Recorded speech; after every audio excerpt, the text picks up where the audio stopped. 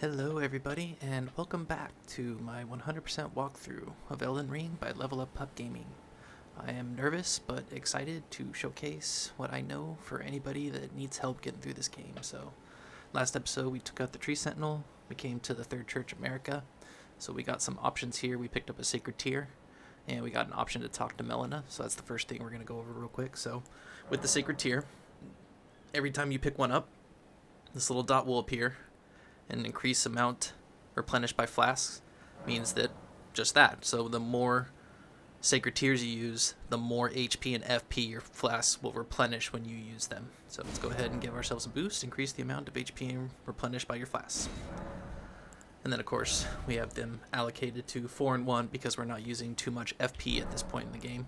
If you are using FP, I recommend 3 and 2 or 2 and 3, depending on how much magic you usually use. Excuse me. We don't have any more seeds, so we can't add a charge to our flask, but when we get one, we'll be able to.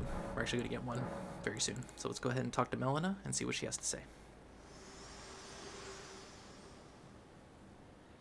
Spoken echoes linger here, words of Queen Marika, who vanished long ago. If you wish, I will share them with you. Always say yes. It's how we get certain gestures in the game, plus more lore and information about the game, so always say yes. Very well. In Marika's own words, my lord, and thy warriors, I divest each of thee of thy grace. With thine eyes dimmed, ye will be driven from the lands between. Ye will wage war in a land afar, where ye will live and die. Well, perhaps that might serve you in lieu of a maiden's guidance. So, a little bit of a history of what Queen Marika said to somebody here. So, with the mix of Wondrous Physics, this is a new one that came up because we picked up the bottle in this church here. So, we click on this. With this menu, you can mix 2 crystal tears and the Flask of Wondrous Physick. This will allow you to create physics with various custom effects. So right now, we only got one. We're about to pick up another one. So it restores half of total HP in mixed physic. So there's another bubble that we'll pick up. It's on this little design right here is on the opposite side. It's the sister tier to this. And if you put both of them into your flask, then your flask will act as a extra healing flask. And they have an FP 1 too, so you can restore half your total FP, I believe. So we go ahead and put that in there, and it acts as just an extra flask. So now we have 4 healing flasks, plus our flask will heal half of our total HP, just in case we run out of healing flasks and need a heal. So we'll go ahead and put that in there for now. But the last thing we want to do, we ended the last episode with some runes, so we'll go ahead and level up. Shall I turn your runes to strength? Let my hand rest upon you. For but a moment, share them with me. Your thoughts, your ambitions, the principles you would follow. Okay, so like I said, we're trying to get vigor and endurance to 20 as soon as possible. So we're focusing mainly on 2 in vigor, and then 1 in 1 into strength and endurance. What I'm also going to start doing after I get this to 20 is I'm going to start putting points into dexterity. Even though we're going to start off as a strength build with faith, I always bring my secondary attack attribute up to at least 20, because we're going to be using a rune arc later in the game that'll up all of our stats by 5, and that will bring our dexterity up to 25, and that will open up a whole slew of weapons for us to use later in the game. Whereas if I keep my dexterity at 10, it's going to chop, a lot of weapons out of the question because I won't have the dexterity to use them. So if you're going dexterity, I recommend you bring your strength up to 20. And if you're going strength, I recommend that you at least bring your dexterity up to 20, maybe 15 if you don't want to put too much into it. So at the very least, you can be at 20 when you put on the rune arc that we're going to get later. So I forgot to mention that in the previous episodes. I will be bringing dexterity up to 20. And then when I switch over to the dexterity sides, I will send those 10 points into strength and have my strength at 20 so that I have other strength weapons that are open and available for me to use. So in this game, your damage doesn't come from leveling up. You get stronger as you level up, and it does put more points into the damage you add with the attribute scaling, but the serious damage in this game comes from upgrading your weapons. It really, you can absolutely decimate the end game bosses at level 1 as long as your weapons are fully upgraded. So that's where the bulk of damage actually comes from. So it's not like other RPGs where you need to level up to do more damage. You do more damage, but it only increases by 1 or 2 points every level up. So it takes about 20 points to really see a big difference.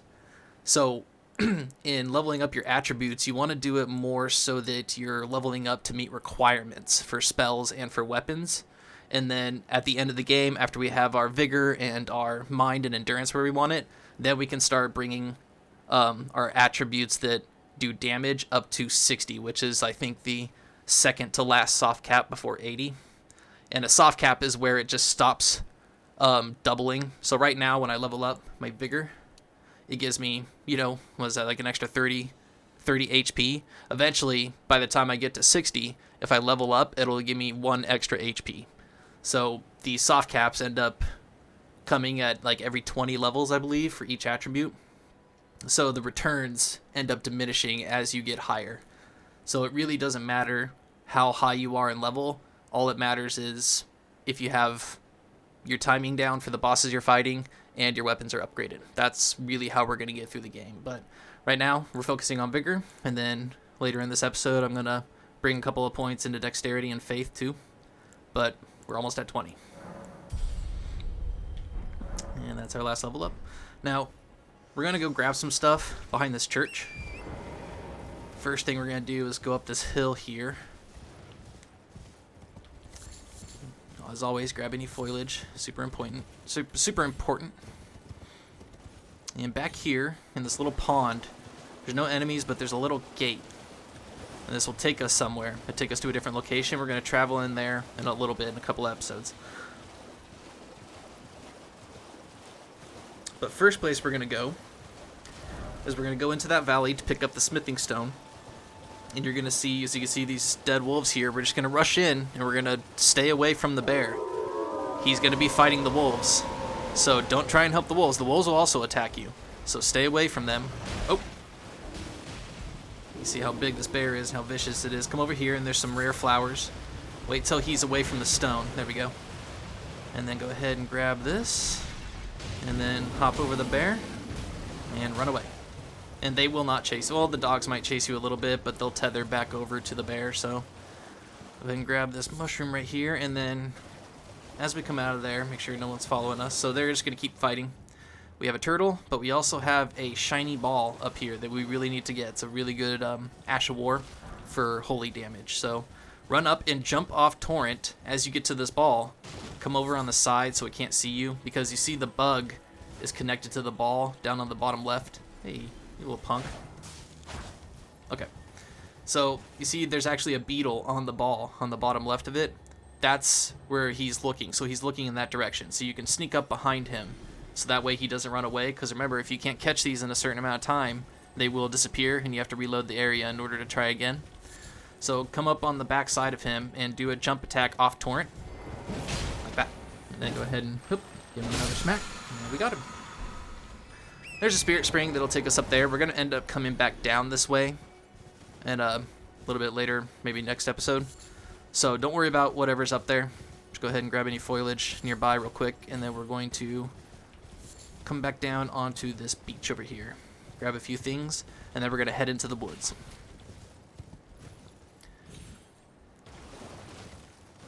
So I hope you guys are having a good day. Mine's not too shabby. Gotta admit. Could be worse. Alright, so we're just coming down here, check for any goodies strewn about. If I remember correctly, it's a pretty bare beach. But over here, you'll see an item in a cliff. We can't get to it until we go through a cave in a different area of the game. But we'll come out there after we finish a boss in a cave. And it's actually a really good item, a really good weapon for dexterity and arcane builds up there. So, oh, there we go. Knew there was something here. So we're gonna fight our first crab. So, oh, I got hit. These guys are vicious. They're really aggressive.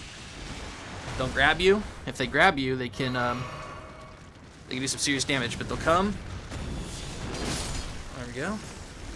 Oh, got hit again. There we go. So you don't have to fight them if you don't want. They're pretty intense. You just gotta avoid getting smashed or grabbed like I just did. And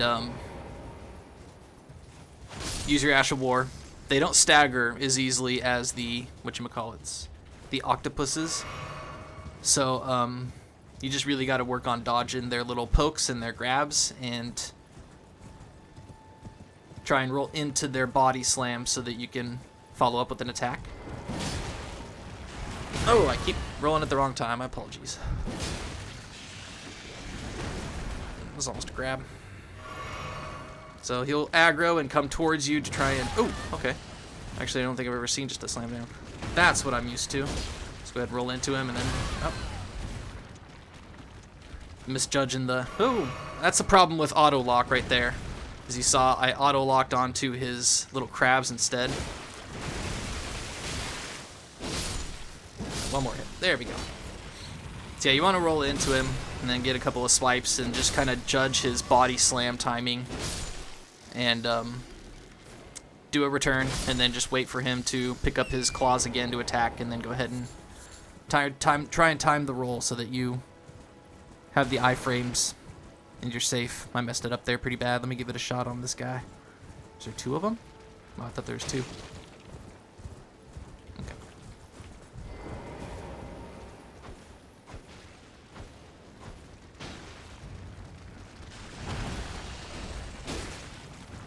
There we go.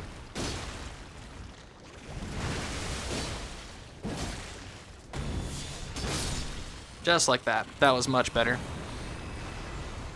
So that's kind of how you want to fight these crabs. You just roll into their attacks, and then they're going to rise up to do another one. Just go ahead and roll into that one. Just don't be intimidated by them, and don't be discouraged if they actually do grab you and mess you up. It's okay, man. They're pretty rough enemies. So go ahead and grab this strip of white flesh down here. I know none of this stuff seems exciting, but I promise you later on we'll be in areas where we've got to make some medicine or some items, and we'll be like, oh, we had all this stuff from that time, and yeah, it'll be useful, I promise.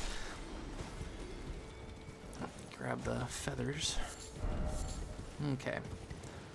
So I used a few flasks fighting those crabs, so I'm going to go back to the church real quick and sit back down at the grace to refill my flasks, and then we'll head into the woods. We're not going to be fighting anything too dangerous. It's just if I do end up running into a rune bear on accident, I don't want to die, so make sure I have enough flasks to heal. Oh, I forgot to open the map too. Oh, you know what? I'm glad I'm coming back here because we have 2,500, and instead of a level up, what I want you to do is I want you to actually come fight this giant. Because he drops 1,000 runes. We need to practice his moveset and stuff like that. We need to have about 3,500 runes or so for this merchant that we're going to meet coming up. Because the merchant is going to give us our shields. First shields of the game. So, stagger. Go ahead and unlock from him so we can run to his face. Give him the repost. Oops. Repost. And we'll do a second Stampward Uppercut. And then dodge his sword. And then give him a strong jump attack. Maybe another strong... There's a stagger. Run back over to his face. You can give him a jump attack too. You can attack him once before you repost him, just to get a little bit of extra damage in. There it is. 1,000 runes in the pocket. So yeah, it's a good way to get some runes starting off early. Plus, yeah, we need the money right now because we're about to buy our first shields, and I think they're 1,000 and 1,500. So let me go ahead and fight him one more time, just so we have extra runes, and you should do that too. So like I said, always remember, these guys will, as soon as you start attacking them, they'll try and stomp you, and then after a few stomps, they will let out a scream, and that's perfect time to give them some charged attacks and some strong attacks. So let's go ahead and... There's this... Oh, he did the scream instead, which is weird. Normally they stomp first. So go ahead and give him a jump attack like that, and then give him the repost. It gives you a minute to get at least like one extra hit in. Stampert uppercut, and then get ready for his sword slam, and then give him another strong attack, stagger. There we go. Run over to his face, and give him the repost. Remember, repost is just forward and then tap light attack. And go ahead and take him down. Alright, so now we got some runes for our merchant coming up. So let me open up the map and show you what we're going to do. We're going to go down this road, and we're going to stay on this side next to the water. There's going to be a tree here where we're going to get some stuff, and we're going to pick up a map fragment. Now, it's going to be freaky picking up the map fragment because there's going to be some rune bears walking along in this side. This side is the dangerous side of the woods. You do not want to go over here.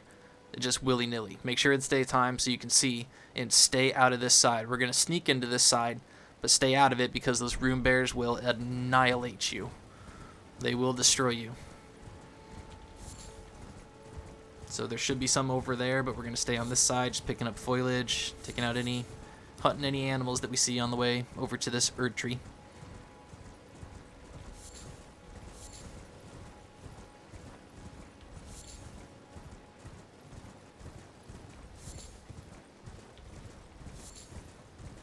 And so this is the road right here.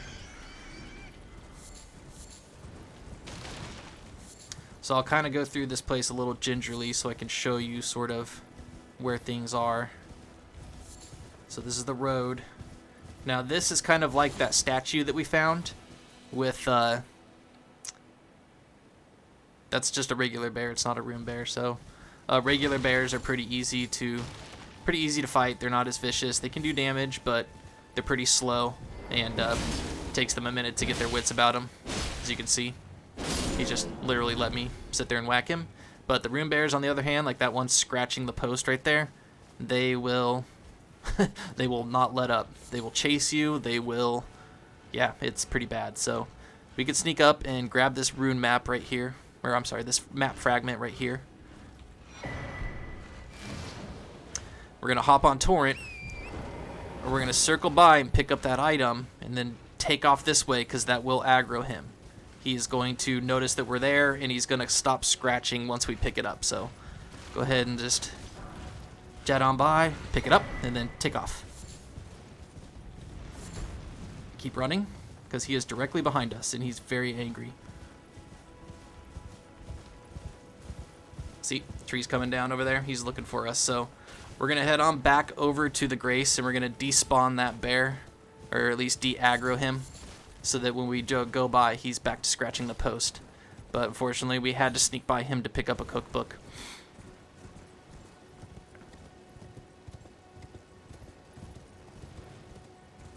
So just go ahead and sit back down at the Grace real quick.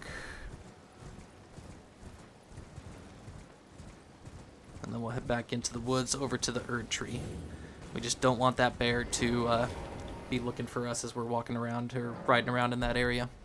That is no bueno.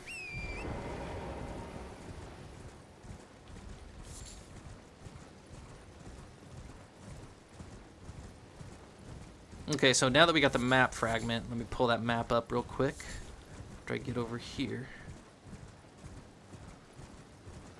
And I'll show you some areas that were blocked out before.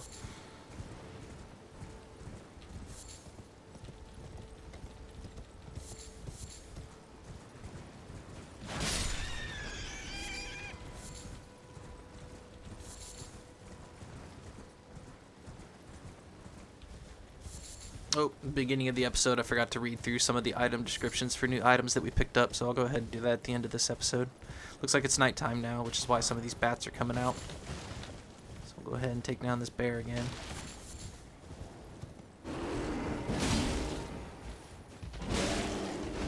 Yeah, that slam can do some damage, so it's like you can't just sit still while fighting them, but they are pretty easy compared to the bigger versions of them, like the one scratching that post over there.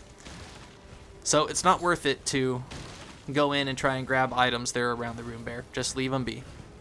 But come up over here, and unfortunately I should have made it daytime because now it's starting to get nighttime and it's going to be a little hard to see where exactly I'm going. But if we come up over here onto this ledge, Right here, you'll see a little boar. And then it'll lead us over to an elevator. And we're actually going to go down that elevator. And we're going to go grab a few graces, but we're not going to fight anything in that area, and we're not going to progress in that area at all. We're just going down to grab some sites of grace so that we have easier access to it at a later point in the game. So that's the first thing we're going to do. And so this is just an elevator. It's right behind that map fragment, and there's the rune bearer right there. So this is just an elevator that's going to take us down to one of the underground cities in the game. And we can't take Tor down there, which is fine, but we're gonna go down there and grab it just so we can have it. And this is probably the most beautiful area in the entire game.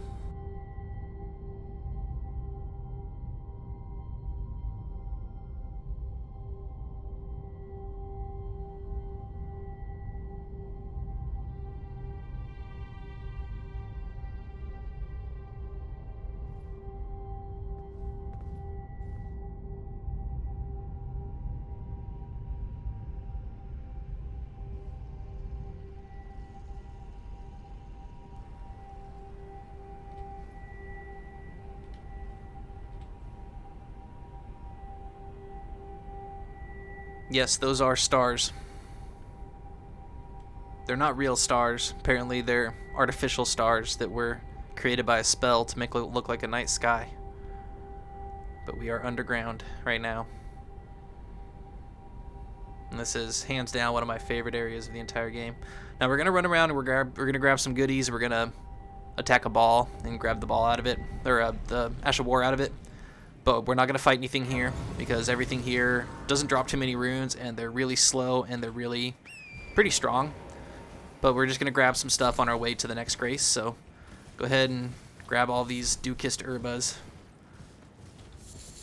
At the moment you're not going to need them, but you can sell them, so we'll go over here, grab a Furl. So this is for multiplayer. Use Fur Calling Remedy, Finger Remedy to reveal summon signs of players from other worlds. Gold signs indicate an ally. Red signs indicate an adversary. The multiplayer session will begin once either type has been summoned. You will take the role of the host of fingers. And like I said, we'll go into that stuff at a later time, but we're going to grab these ghost glove warts, which are important for upgrading our doggos and other spirit ashes as well. Let's go ahead and come on over here, grab all the goodies that are on the ground. Grab a silver firefly. Grab all the foliage over here. Now you can already hear the tingling from the ball that we're gonna have to jump down to in a second. Grab the gold runes. There's an item over here. So these guys are really slow, but they're pretty powerful. They poke really, really hard. So you don't want to stagger around or just kind of go slow around them. You want to ride by them quickly, but just they'll give you enough time you can ride by and pick up all the items that are around them. So. These are the Claymen, so come in through here. They're super slow, so don't be scared. They're going to chase you. The ball is up there on top of that statue. We're going to jump down from there, so just go ahead and ride around them and then go over here and grab this item. Come on up here and grab this item. Another smithing stone. That's a big smithing stone. I didn't know that smithing stone 4 was here. Grab that gold rune. Come up to this edge and grab this item. Now this guy's going to shoot some spells at you, but again, they're super slow. But you don't want to get touched by it. It will do some damage, so go ahead and run through here. Now, they're all aggroed. They're slowly walking towards us, and they're going to chase us, but like I said, they're so slow that it'll take forever to catch up, so we have plenty of time to run around and grab all the goodies. Now, that's a health ball in case you're running low on crimson flasks. Need a refill. Otherwise, just ignore it and come on up over here and hop off Torrent. There's an item right here. And then jump up onto these bricks. It's a lot easier if you do it on foot. And then come up onto this one.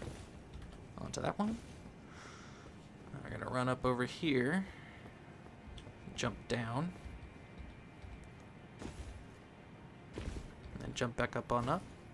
Don't fight these guys. You can fight them, but they don't drop too many runes, and they're super tough. Their armor is really tough, so it's easier to just run by them.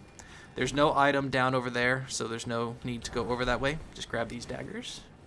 Run past those guys, and we're going to jump down to here. And then we're going to do a jump attack, strong jump attack onto this ball. Let's go ahead and jump and do a jump attack. Try and hit it. Grab this item before you jump off, and then jump back down. Do another jump attack. And then hit it again, and again. And we got the ball. So that's Oracle Bubbles. It is a I believe it's an incantation. And it scales with intelligence and arcane, I believe. Or it just might be arcane. I can't remember. We'll go into it a little bit later when we actually change our build to a mage character so we can use spells and stuff like that. I'll read the description, though, at the end of the episode. But come on over here. There's a waterfall with some goodies. Just ride past these guys. Grab all the items that are on the ground. All the fireflies over here. Just ignore those guys taking a bath. Grab the item in the water over here. And just ride on by. There's one more item, I believe, a gold rune down here between the wall and the ruins. Between all these guys, there should be a goodie down there.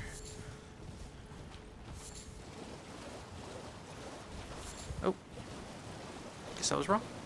My apologies. Thought there was a rune down here. I think I was thinking about this rune right over here. But we already got that, so those are all the items in this area. These guys actually have a really good spear for anybody that's doing a strength intelligence build.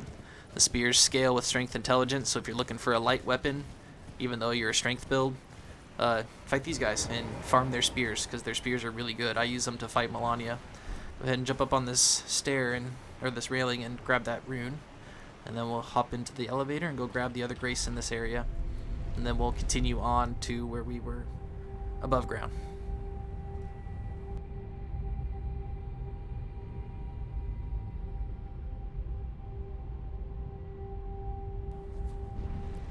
All right. So run over here. We're going to grab some healing items, some medicine for poison rot. I should just say rot. Some preserving boluses. We're going to hop on Torrent. Excuse me. Now, be careful on your way up here. There is a pretty vicious crab, and it's a lot stronger than the other crabs that we fought before. So stay on the right side over here. Don't worry about that item. We'll get it next time we come down here. Just run through, because this crab is now chasing us. And we want to get past its tether point. Oh, it's not chasing us. Okay, that's good. Go on up over here. There should be an item. Grab that gold rune, and then grab these ghost gloveworts. We can upgrade the doggos later. Just grab this mushroom real quick, and then grab this Site of Grace. Now, one thing I'm going to tell you about this area is it is an excellent area to farm for thin beast bones to make arrows. As you can see, it starts off with a lot of deer, and so you just rush in and just rush in and start farming the deer. Nope. They're a little bit of a pain to chase down, but you do that about 4 or 5 times and you will have tons of thin beast bones for arrows. But come over here next to this statue and we'll find the map for this area. So this is where we are now. We were just over here, and that's the area that we cleared out, and then we took the elevator. Well, actually, the elevator was right there. And then we ran past the crab right through there, and this is the Site of Grace that we just picked up. So go over here, there's another Ghost Glove Award. It's number 2, so we can upgrade our doggos even more. And go ahead and get another deer. No thin beast bones. So this area, the trick is there's a boss up on that altar, and if we come up and light these fires, you see how it corresponded to that pillar over there? So we have, what was it, 6, 7 more to light, and then we can fight a boss. But we have to go through this area all the way through here to get all the pillars lit. So that is for another episode and another time. We just wanted to come down here and grab this real quick.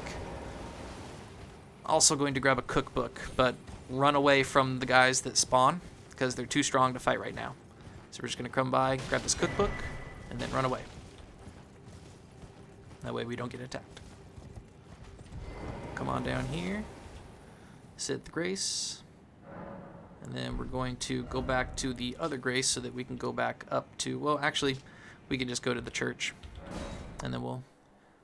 That way I don't got to sit there and wait for the elevator to go up, because that's a really long elevator. So go ahead and go to the church, and I'll make it daytime, so that way we can see what's in the woods. And then I'll show you the map and where we're going to go for the rest of the episode. Okay, so we already got the map fragment. So the second part we're going to go to is this Erdtree. We're going to pick up, that's the building where the elevator was. We're going to pick up some more tiers for our Physick Flask right here. We're going to talk to a merchant. Then we're going to come down here and grab a Grace, and we're going to clear out this tiny little castle. This is Kenneth Haight's castle that he wanted us to clear out. After we clear that out, we're going to sneak into the ruins over here, and we're going to see somebody, but we're not going to be able to talk to him yet. We're going to grab some items and then run away for some bears, and then come back here and then talk to Kenneth. So that's the plan. Let's get going.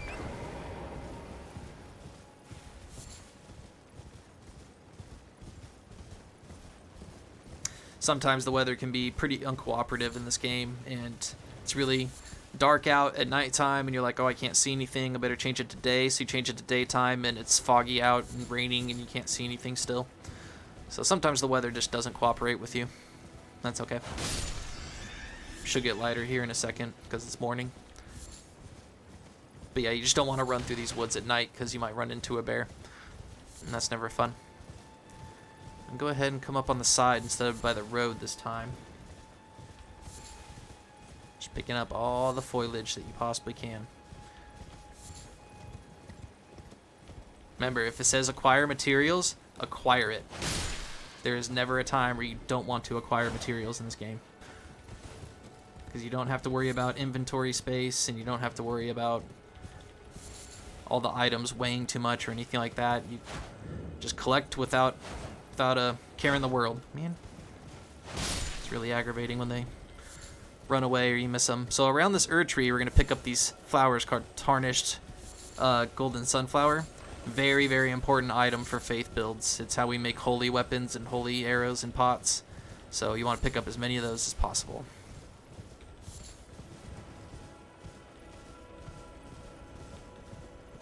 And even for somebody that's not playing a faith build, and you plan on leaving your faith at base level and you're going with different attributes, you still want to collect these things. You can either sell them, or you can still make holy pots to use against things that are weak to holy. Even though you're not doing that build and your stat isn't high, if it's weak to it, it'll still do some damage. So it's always good to have things for holy materials if you need them. But this is the item that we came here for, our next tiers.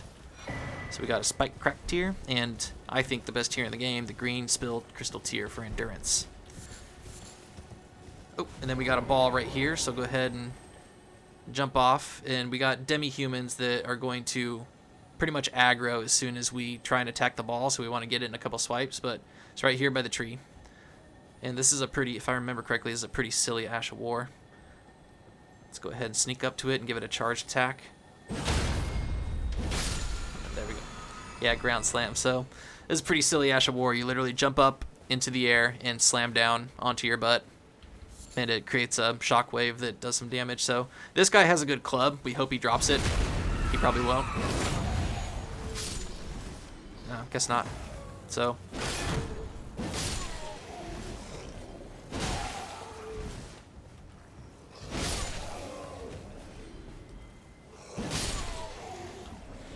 alright, so let's go ahead and take those guys down. This guy's club has blood loss on it, which is very, very good. So there's that room bear that's itching and scratching the post. So we're going to come down to the road, grab this, but then we're going to jump back up onto this side. And just stay away from those ruins over there. Stay away from the right, even those bats, because there's just nothing but room bears over there. And there's no items that are vital to the story or to the game that the room bears are guarding. They're just a couple of different rare items like the Arteria Leaf that we're going to get plenty of, and we can come back later for them when we're at a higher level. Because right now the room bears, I promise, will tear you to pieces. So So we're going to stay on the left side. Go ahead and hit this owl for his egg. Owls will always drop an egg every single time. And you need the eggs for medicine later. But if we're, I'm saying, we're staying on this side of the road, just in these woods right here, there's a merchant right here that we're going to come down and meet. And you hear that howling, and don't worry, we're going to address it here in a few minutes. Let's go ahead and come on down here. There should be some demi-humans that we got to fight real quick. Demi-humans are just the dudes that we just literally just fought, these guys. They're the ones that yell. These are what Bach is, that character we met. Bach. That's what he is. He's a demi-human.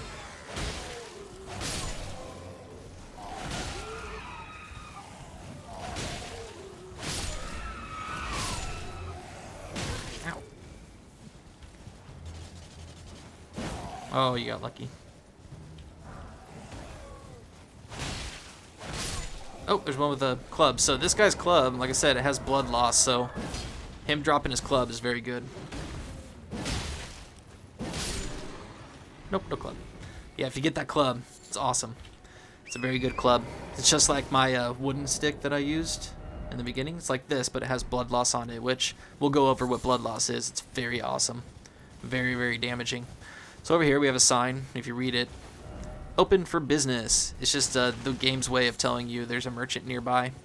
So do some exploring, and sure enough, there's our merchant. Welcome.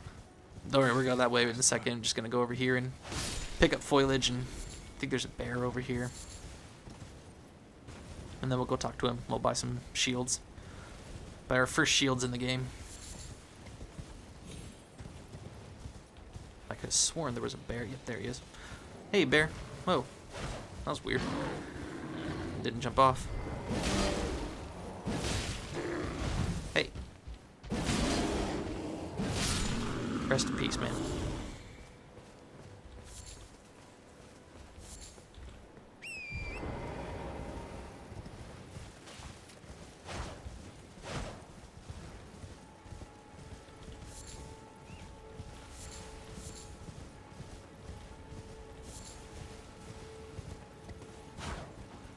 Okay, so up there is the fort that we're going to go take over in a second. I'm just going to come up over here, see if we can get a couple of feathers. We got one. See if there's any rare foliage or useful foliage. There is. Let's grab those herbas. And then right up on the cliff is the actual fort. And we have to go up that valley right there to get to it. And back here is the merchant. So let's go on back over here and get our shields.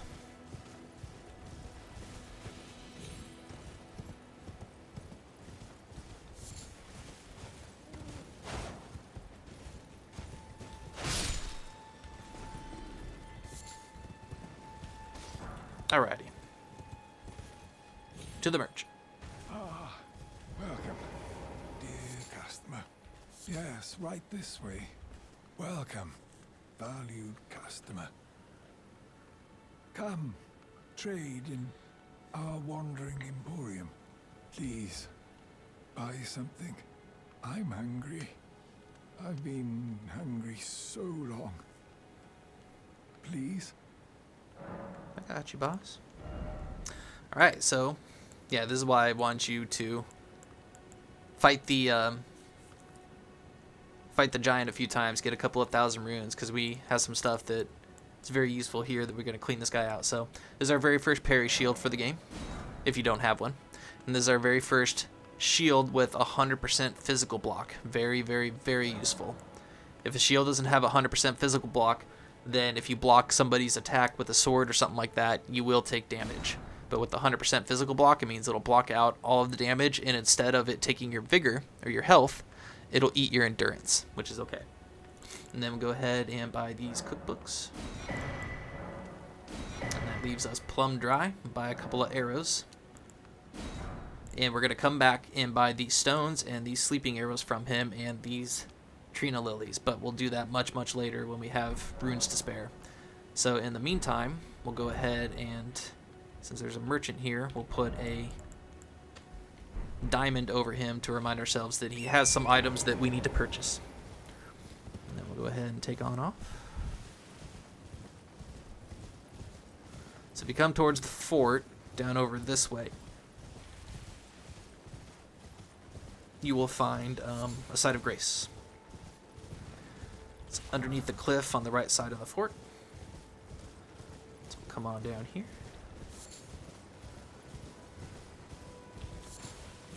See if there's any special flowers up in the corner. No such luck. Got some herbas. Or some roa, I mean. Alright.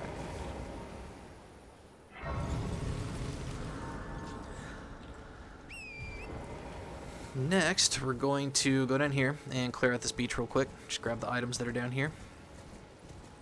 I'm gonna take out this poor turtle, unfortunately.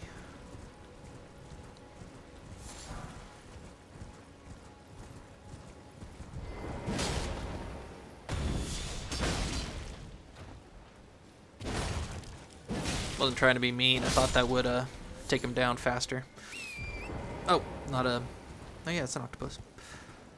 Alright, so remember, sneak up on these guys and then give them a charged attack.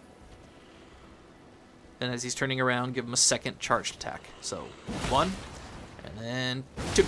Oh, give him 1 more. There it is. And then walk on over and give him the repost.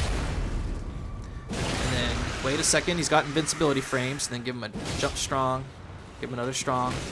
Oh, there it is. Like I said, it might take a few strong attacks.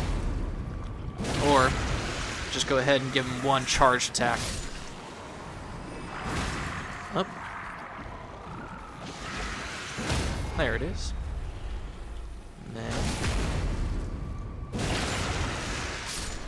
that's done. Grab the ovaries and this item down here, gold ring. I think that should be it. And then up above this, there should be a graveyard guarded by some wolves, if I'm not mistaken. So we'll go fight the wolves, clear out the graveyard. Oh, you guys got lucky. Alright, sorry doggos. Sorry.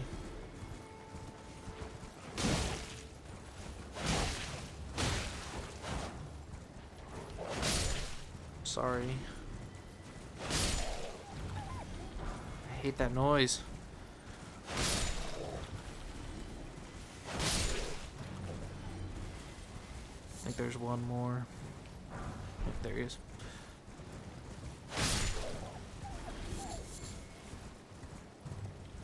If the music doesn't stop, that means you still got another enemy somewhere.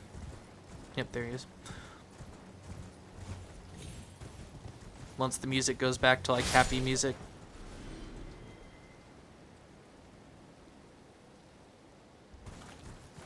Should have gone back to happy. Sometimes the music can glitch out and stall like that, but there it is. Alright, so go ahead and grab all these runes. Any beast bones the poor doggos might have dropped. And don't worry about what's up ahead, because we'll come back down that way. I promise you, every area in the game we will go over. We will go to every inch of every piece of land, in every corner of every castle. I promise there's nothing that we will miss. When I say 100% walkthrough, I mean a painfully 100% walkthrough. So, if I come to an area and you're like, but what's up there? Feel free to explore, but trust me when I say we'll be back. And we will go through those areas. So, go ahead, and if you don't want to explore and you want to keep coming with me, then stop at the graveyard and head back over, and we'll go through the Kenneth's fort. And I'll explain the strategy I want you guys to utilize trying to get through it.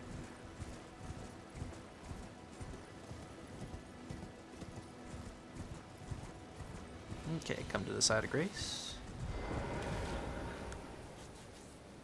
We see where we're at with the level up. So, yeah, about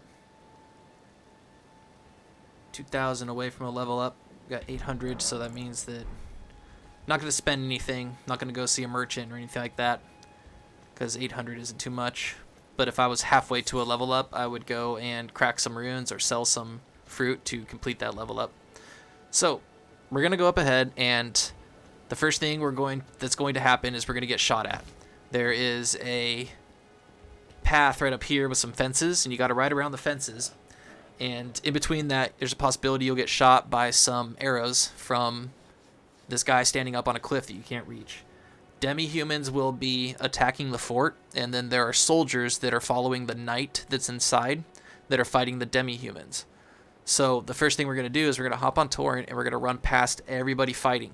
And you're going to see a giant pumpkin head. It's a big enemy with a pumpkin head. He's going to be walking down the stairs.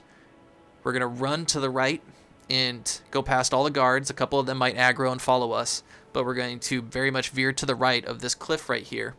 And we're going to ride around and watch the pumpkin head go fight the demi-humans. After that, we'll start fighting the guards.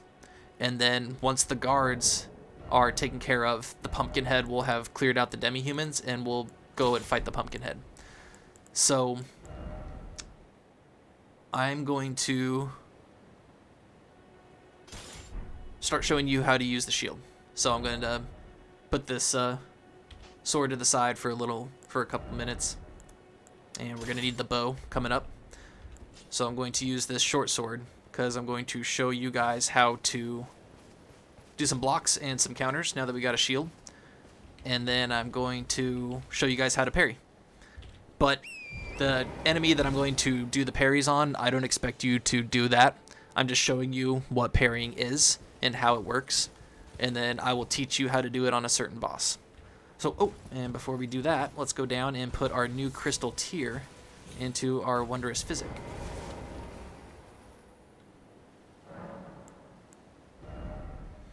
So, remember, you have 2 slots for the Physick. That's how it is through the rest of the game. It's always just going to be 2. So you can only pick 2 at a time. So this one temporarily boosts stamina. So this makes your stamina bar get bigger for, I think, like a good 3 minutes. So, super useful. Enhances charged attacks for a time in mixed physics. So, if we drink this, and I always put the mixed physick on my item bar at the first slot. So if we drink this, and so now those buffs are applied. So we have extra endurance, and the charged attacks, those will do more damage as long as that red hue is on us. And then, of course, if you sit back down at a grace, it'll take it off. But it'll also refill your flask. And so it's best to save that for like bosses and stuff like that right before you go in. So we're going to make some fire bombs and fire arrows because we're going to need them. Let's go ahead and just make 3 fire pots, and then we don't need the arrows. You want to save the flight pinions for later on when we get cooler arrows that we want to have plenty of. So save the flight pinions for now, but we do need a couple of fire arrows to blow up some barrels. So just using 1, it'll take 3 beast bones and 1 butterfly, but it'll make 10 arrows. So go ahead and just go up to 99. So we use half our butterflies. That's okay because we'll have 99 fire arrows now. And then go ahead and equip that. So yep, got it equipped. I'm going to go ahead and put it on the first button. And then these are the arrows that we've been buying. So I don't plan on using that though, because what we're going to use the fire arrows for is going to clear out the knight that we're going to fight. Excuse me. The thing I want to put on is the parry shield. Okay. We are good to go. So let's go and take back Kenneth Fort Haight. So remember, just run through. Don't try and fight anything. Just stay to the side. See, there's the arrows. Just run through here. Come up to the right. The guards will aggro. They get angry. But just come on along the side of the edge. That's where the grace was down there. And see, none of the guards even saw us. So we're good. So we're going to sneak up, and we're going to fight the guards pretty much one at a time. We don't want to get overwhelmed. But if we do, we got a shield now, so we can block them. There is the pumpkin head. He doesn't see us. He's going to go down and fight the demi-humans. So we're just going to sneak up and start taking the guards out. I'm going to show you how to do the shield counter. It's the same as what I showed you when I was blocking with my weapon.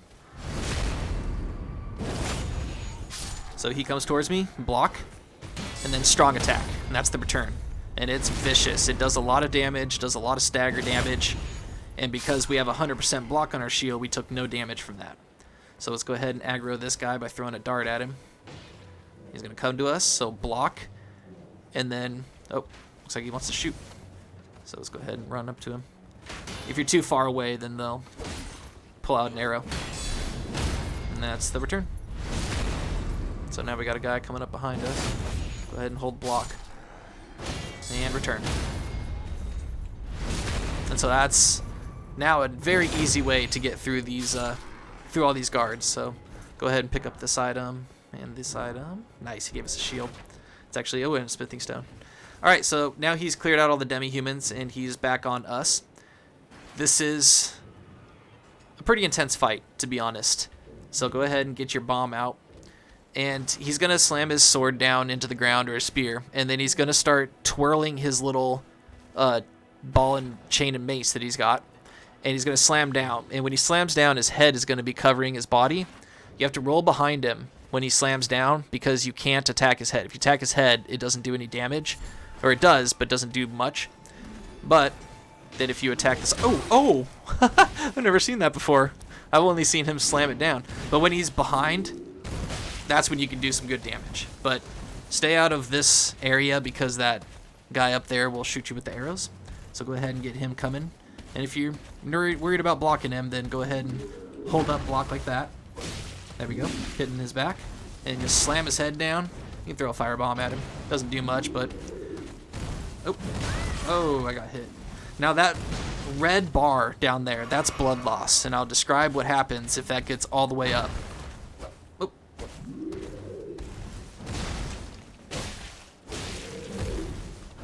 Oh. So I can't attack his head. I gotta run behind him and try and hit his body. So, there we go. Oh, missed him.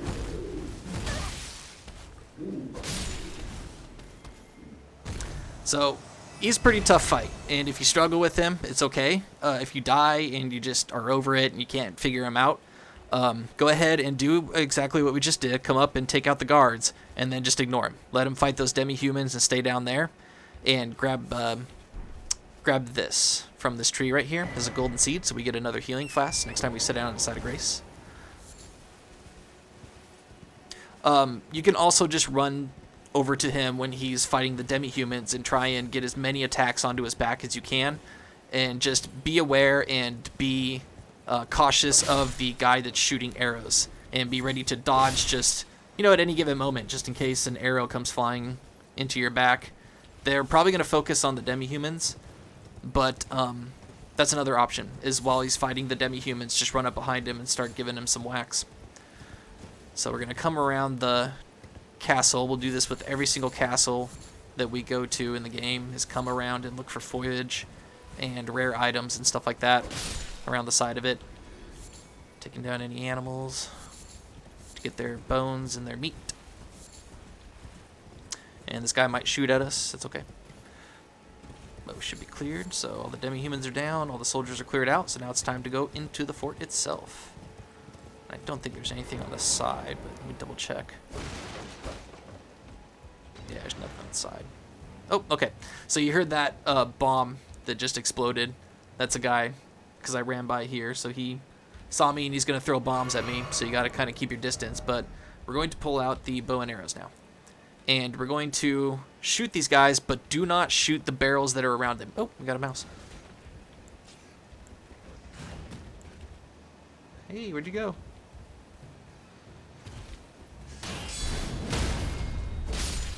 Okay, sorry about that. So, what we want to do is we want to shoot these guys in the face, but do not shoot the barrels that are near them. So, aim and shoot with your regular arrows so that you don't blow up these barrels near them. So that guy right there, gonna go ahead and aim for his face. Missed him. There we go.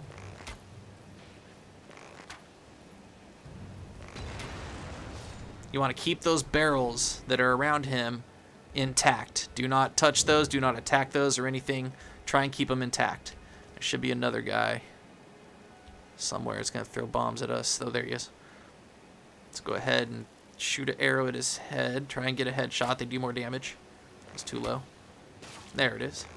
And that one should take him down. So he's down. There's one more guy that'll throw bombs at us. Actually, there's two. There's one in there, and there's one up there. But first, we're going to go ahead and take out all the little mice that are around here. So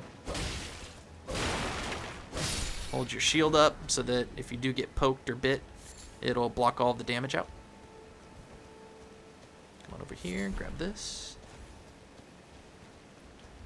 That is a giant demi-human queen that is now dead, and it's really sad. So, oh, there he is.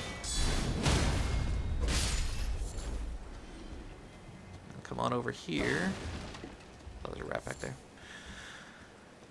Okie dokie. Now, we're going to bum rush over to that door right there, because if we don't, we'll get bombs thrown at us, and we don't want these barrels to blow up. One, that'll do a lot of damage to us, and two, we need them for later. So, coming in here, there should be a guy that'll throw bombs, and then a mouse. There we go. And there is a cookbook in here, so take out the mouse and the two dudes. And now we got all these barrels intact, which is what we need. Okay, so there's one more guy that we need to hit immediately as we're coming up the stairs, because he will throw bombs at us, and that will blow up the barrels. So come up here and run past this right away, and then hit him.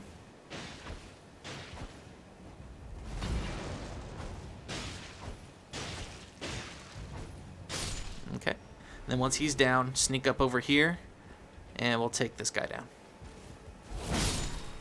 This is the guy that was shooting arrows down at us. And you can destroy this if you want, but it doesn't really matter now that he's down. And now I'm going to show you how to parry. So, this is what a parry animation looks like. It is the skill that is on this shield. If this shield had no skill on it, then instead of doing the parry, I would do the skill that's on this sword. But since this has parry as a skill on it, if I put a shield in my left or right hand, it'll do that Ash of War instead. So, even the other shield I think has parry on it. So medium shields do slower parries, and they have less parry frames. Small shields have more parry frames, and they do faster parries. So every time I do this, just as when I hit this wall, you see the sparks?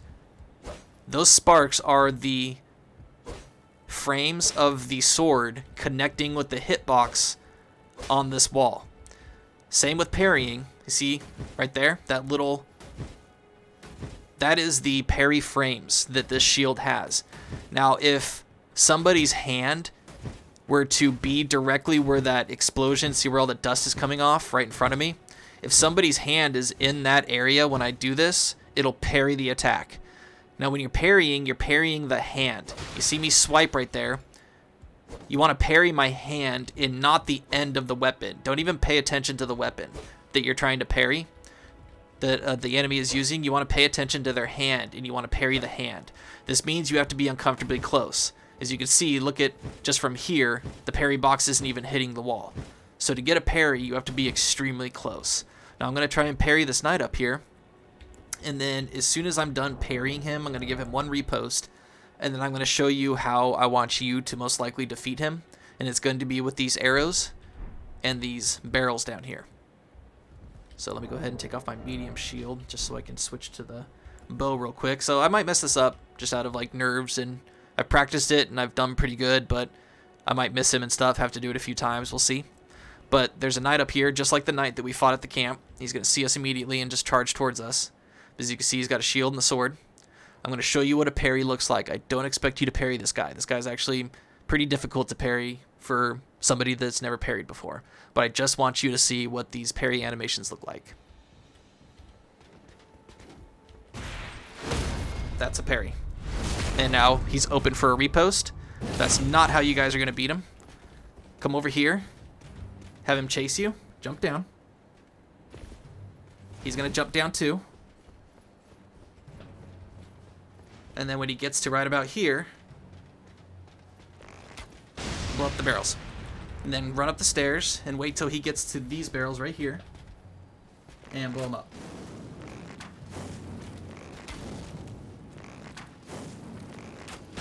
There you go. And we got a new Ash of War, Bloody Slash. So that's how you most likely are going to take down this knight, because he's pretty difficult.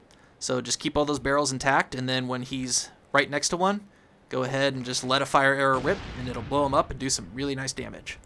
Otherwise, if you do want to learn how to parry him, I will be describing how to parry coming up in the next episode when we meet a boss that is basically designed to be parried.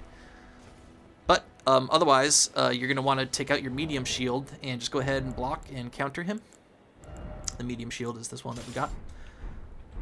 So you just want to go ahead and block, and then when he hits, just press the strong attack to do the counter immediately. And that'll be most likely your best way to defeat him if you can't get the barrels. Otherwise, just restart, go back to the Grace, run up, ignore the pumpkin head, run inside, take out all the rats and the dudes, don't let them throw any bombs at the barrels, keep the barrels intact, and then run up and try it again. And then we'll go over here and open up this chest to get the first medallion for a elevator that we're going to turn on a little bit later in the game. Slide on back down here. And there's one more important item to get here. So come on back down here and go on this side of the castle. There should be a smithing stone over here, yes. Very important. So now we have cleared out Kenneth's fort, and we can go back and report to him. But before we do that, we are going to go crack a few runes and do a level up, and then we are going to go to these ruins that have a sleeping bear next to them, which is going to be a little nerve-wracking, but it'll be okay. The bear doesn't wake up until we take some flowers that are next to him away, but by that time we'll have run away from the... Oh, I thought the pumpkin head took you guys down. Guess not. Okay.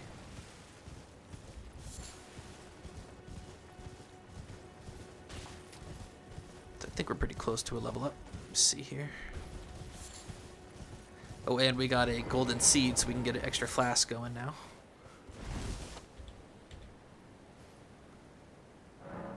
Alright, so this flask, since we got one seed, that's all we needed. So use one gold seed to increase your flask number use. And then allocate, so I'm still going to keep it at 5 and 1, because like I said, we're not using too much FP at the moment. But eventually, it's most likely going to be 5 and 2 the next time we get another charge added. And we'll see where my level... Oh, we're just 400 away, so let's go fight this octopus real quick. I'm not sure how much runes he gives me. Oh, sorry about that.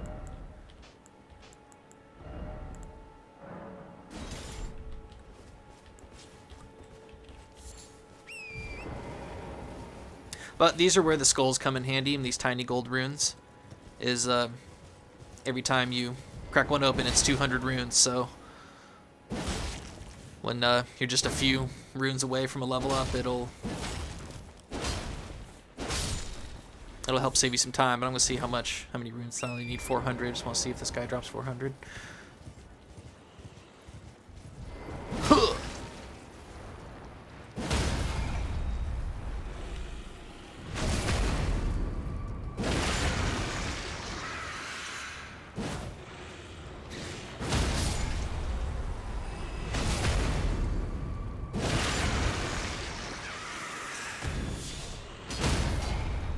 Actually, these guys drop a pretty cool helmet, too.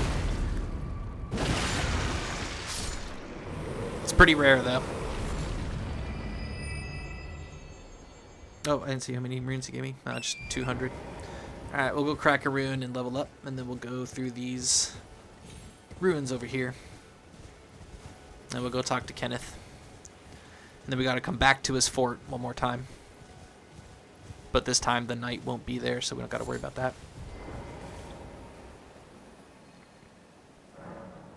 Oh, and actually what I'm going to do is show you guys an Ash of War now. So with using this, I'm going to put on this. Now it's going to lower the damage, but as you see it says causes blood loss right there. So blood loss is a status effect. That little bar that you saw when I was fighting the pumpkin head, if that bar had filled all the way up, then blood loss would take effect, and I would take a chunk of damage that would absolutely, at this point in the game, kill me. Blood loss, I think it does like 10% of damage based on, I'm not too sure, I have to look it up, But once the blood loss, because when you attack an enemy, they have the same meter, and each hit you do, as you can see, it causes 69 points of blood loss. Once it gets that meter completely filled up, which is invisible for the enemies, but you'll see a huge gush of blood come out of them, and they will take an increase, like a significant increase in damage, like almost 10% of, or way more than that, of what you actually do. So if you do like 1,000 damage and you connect and it pulls off a blood loss, it'll do around like 5,000 or 6,000 damage. So blood loss is very, very vicious, but I just wanted to show you when I put it on, because it's a blood infinity. For me to have the blood loss, I have to choose blood, but that changes it to arcane. It will no longer scale with strength. It'll scale better with arcane and dexterity, which is why the damage gets lowered. But with the blood loss on there, plus the bloody slash Ash of War, I'm actually going to put it on my other sword, not this one. I'm going to keep this one as it is. Actually, what I'm going to do is I'm going to put on the sweep, set it for heavy, and that will, I'm just going to show you the other type of sweep that there is, but putting this on that, blood, right there, it doesn't lower it by too much, but it still lowers it. But now this sword does blood loss damage, and every time I hit an enemy, it will connect and bleed them. So let me go show it to you on this octopus down here. I'll show you what a bleed does, because it takes a second for it to build up. You know, and lighter weapons are better because they will build up faster because you do more hits quickly. There's the blood loss. That was the blood loss already on the poor turtle. So in just 4 hits, it took him down because the blood loss blood loss meter on them was really, really small. So I'll go over, start whack, whack.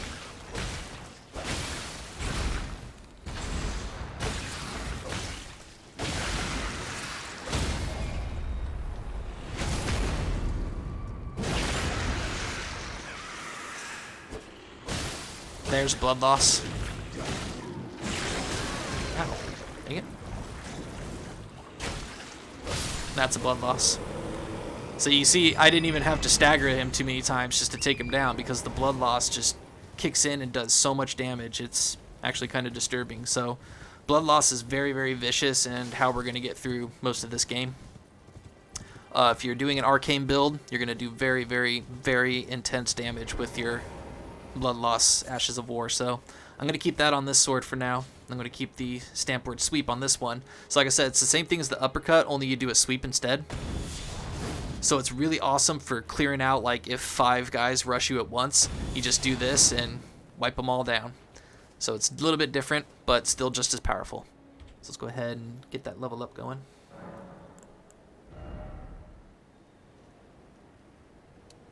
And so now we're at 20.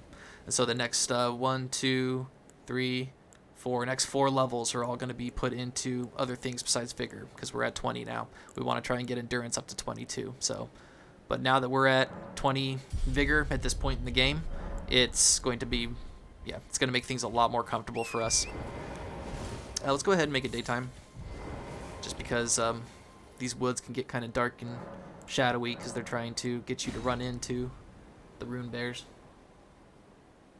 So we're going to very gingerly go into these woods over here so that we can get to the ruins there and sneak by a bear and grab some treasures. So I'm so sorry, I got to go take out this turtle one more time, just because the turtlenecks are super, super duper important. No, I'm sorry. I'm so sorry.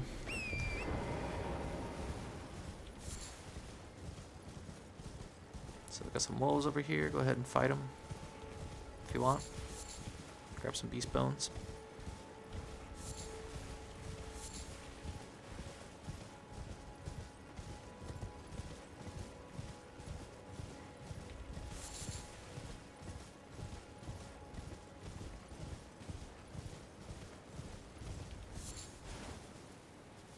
Okay, as we're coming in here, I see a spirit spring there that'll take you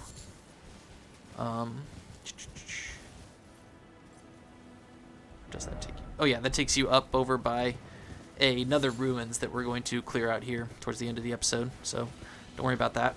Just gonna come up here to check for any rare foliage. We got some sunflowers. We got some herbas. Super important.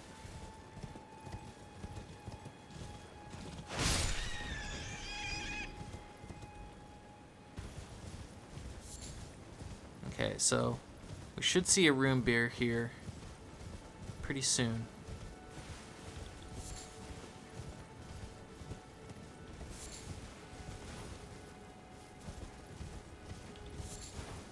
No, maybe he's on the other side. I think he's on the other side. So, you hear that howling. That's important. We needed to hear that howling so that it brings up a dialogue option for one of our NPCs.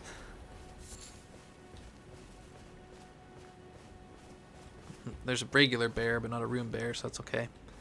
But right now, we are at the ruins on the other side of the woods. Go ahead and crouch and stay crouched. You do not want to go through these ruins standing up or walking because there is a bear in here, and he is sleeping. And if you walk towards him, he will wake up and he will destroy you. So come into these ruins. And there's going to be a chest in here. Go ahead and grab this chest. You have to stand up to open it. Go ahead and kneel back down. And if you look up here, you'll see a guy standing up on this building. He's the one that's howling.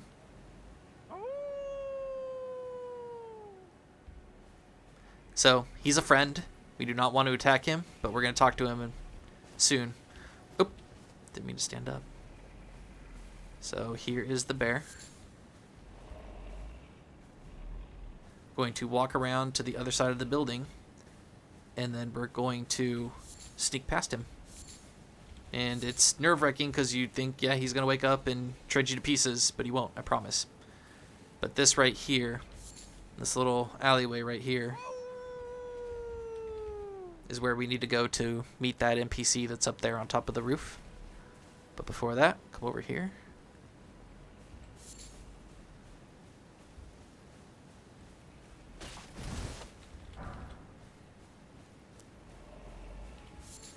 So come around to the other side. And you just, as long as you're crouching, he will not wake up. Just crouch on right by him. See? Still asleep. So crouch down, come on down in here, open this up.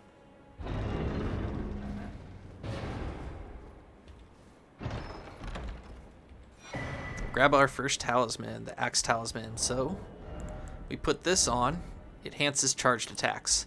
So as long as we have this talisman on, our charged attacks will do, I think, about 10% more damage, which is good. So what we're going to do now is we're going to sneak past him again.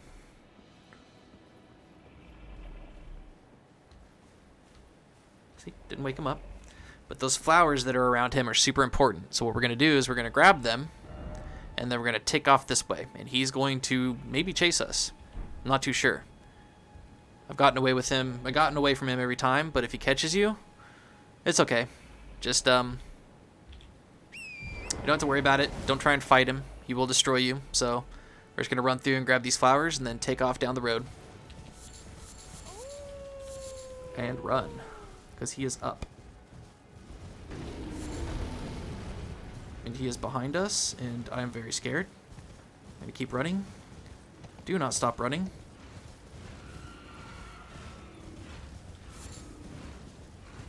And so there's a pool down there with even more rune bears. There's a couple of items that they're trying to trick you into go getting. Do not get them. We can come back for them later.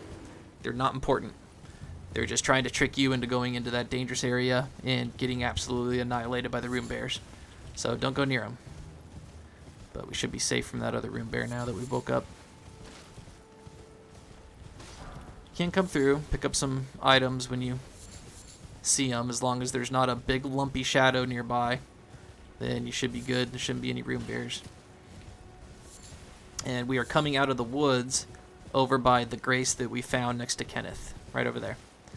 So Kenneth is right up there, so let's go ahead and talk to him, let him know that we got his fort back.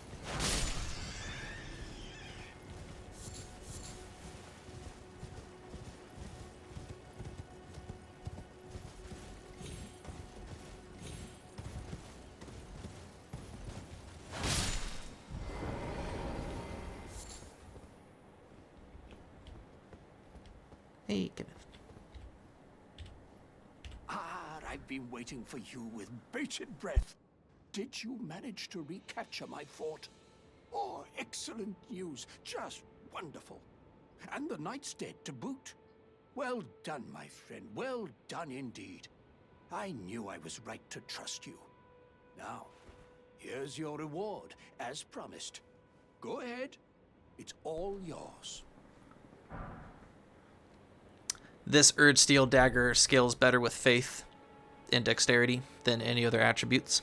So, fortunately, you get rewards sometimes that aren't for your build, but they are for other builds. Right then. Time for me to head to the fort. I've much to do.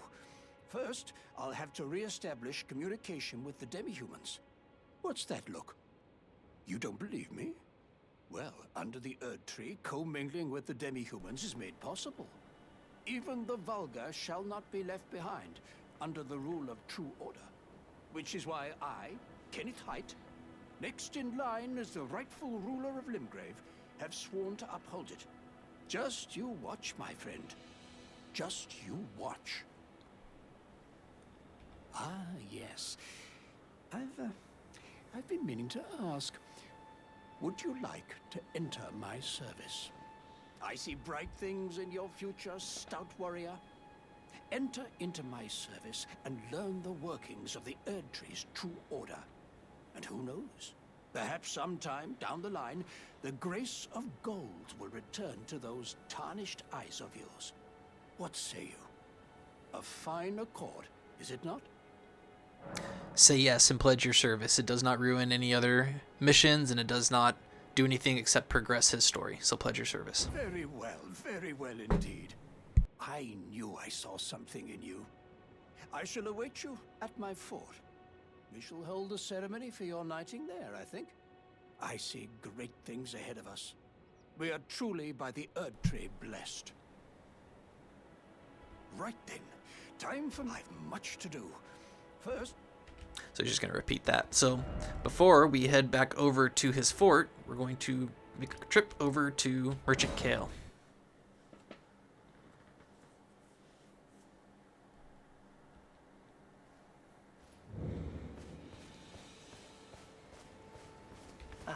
Always a pleasure. About the howling in Mistwood. The howl of a wolf. In the Mistwood. I suppose he must still be skulking about. I know. Why not meet him for yourself? Next time you hear the wolf's howl, make this signal right under the source. Don't fret. There is nothing to fear. I just have an inkling the two of you might hit it off. Alright, we got another jester. Let's go ahead and sell our fruit to him. So that'll give us about 2,000. And all of our Ducus Durba, because we're going to get so many of those, it's disgusting. So I might as well sell them now. Good, but keep your Urba. Do not sell these two. Don't sell any of these. Don't sell any of the rest of it. Just sell what you see me selling. We can go ahead and sell these two. Because we're going to pick up plenty more. Everything else is vitally useful, and we'll definitely need every single one that we can get. Ooh, we got some smithing stones, don't we? Okay. Does he need anything? No, got everything from him that we need.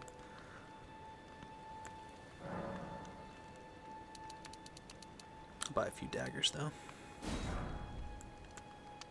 And some arrows.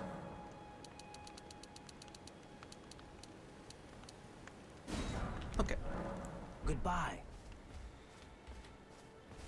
So, I'm going to go back to Kenneth. Let me take these markers off really fast. Back to Kenneth's fort real quick. Now, there's no knights there that we have to clear out, but there are some demi-humans that are still there. Oh, you know what? I should probably level up first. Let's go ahead after you sold all of your foliage that you've been collecting. See if you have enough for a level up. Go into endurance. Yeah. Alright, then next one is strength, then dexterity, and then faith, and then back up to vigor, then mind, and then so forth. Start leveling up other ones now that we're at 20. And then once we get to about level 32 in Vigor, we're going to focus back on Vigor until we get it up to 40. Alright, so go ahead and come on back up. There's still some demi-humans to take out, but they're not as hard as the Pumpkinhead and the Knights and the soldiers.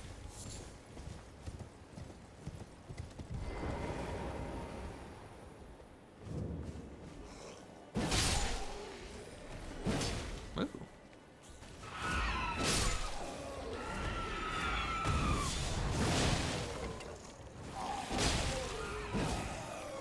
Oh, howie.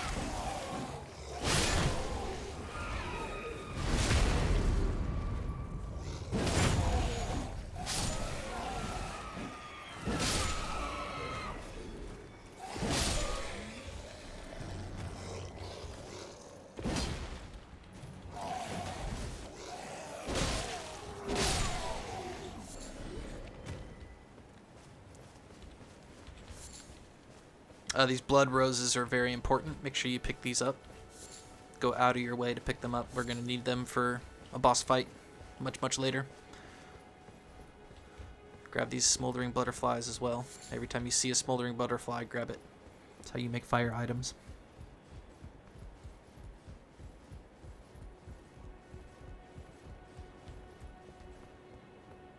And let's talk to Kenneth. Ah, you, is it? I suppose you must have seen it by now, yes. The sorry state of my fort? Oh, indeed, it is a foul fate for a land to be without a ruler. One must be found, with haste, and not that awful Godric, but a true and stalwart lord of the proper lineage to take the reins of Limgrave. I'm sorry to have lifted your hopes, but I haven't the authority to raise you to knighthood as things stand. The great Kenneth Haight issues his sincerest apology. But now, I must begin my search post-haste for a true and stalwart lord of the proper lineage to take the reins of Limgrave. Excuse me. I must begin my search for a true... And that is the extent of his quest for now. We cannot progress it any further until we meet another NPC, but don't worry, we're going to find him his lord. Now, let's go ahead and go back to those ruins, and we're going to meet probably the coolest NPC in the entire game, the NPC that, next to Bach, everybody loves the most. So hop on Torrent.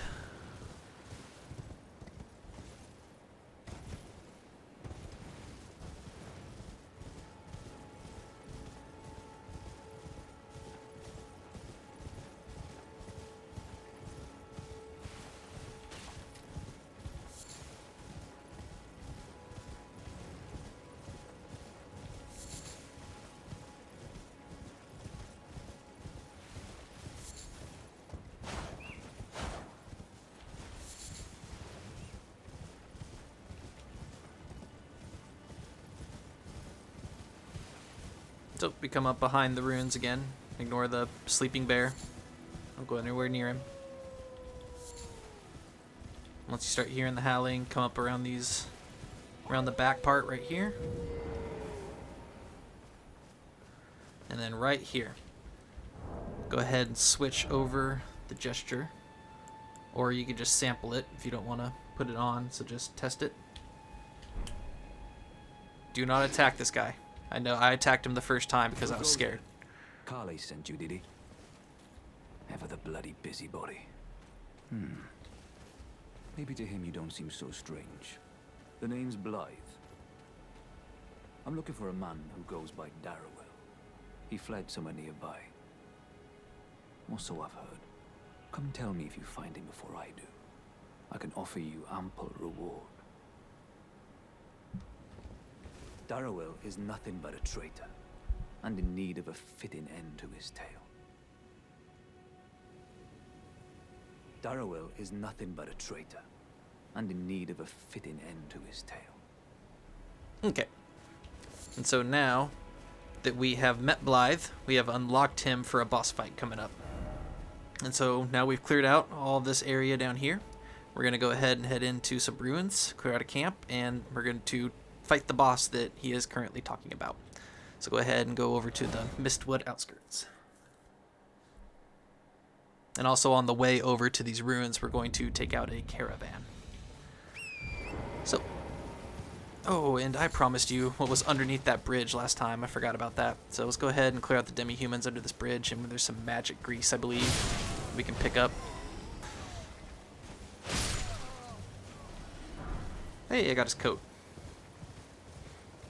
That's why you want to take out those skeletons. Sometimes they actually drop their stuff. So, fight these guys on torrent. Oh.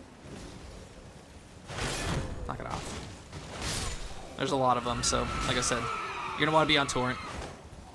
That'll make it a lot easier to handle.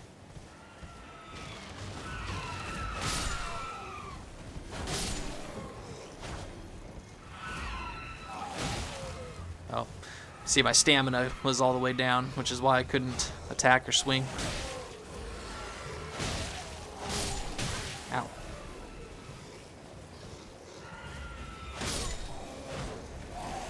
Oh no. Oh.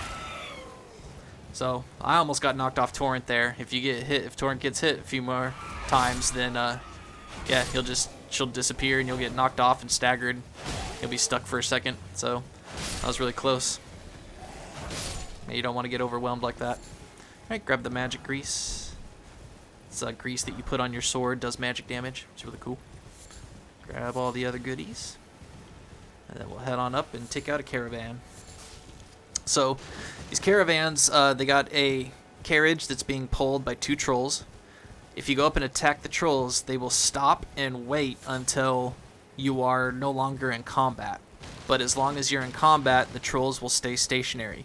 If you don't attack them, then they'll continue pulling the carriage down the road, which we don't want. We want the carriage to stop so that we can ride by on torrent and just continue taking out all of the guards until it's completely cleared. And then once it's cleared, we will go grab the treasure.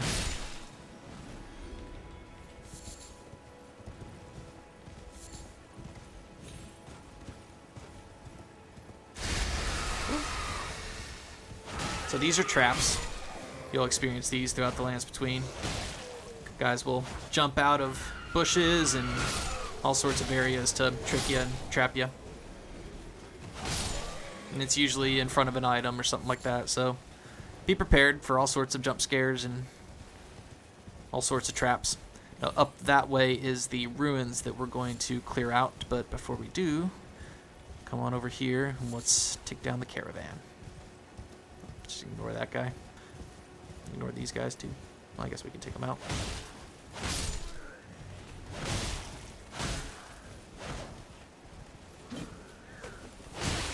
Dang it. See, these guys are really good at staggering you off torrent. So that's what happens if you get staggered off torrent.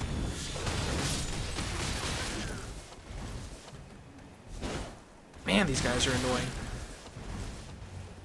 So that's what I mean. Even though they're just lowly soldiers, they can tool you up in just a couple of hits.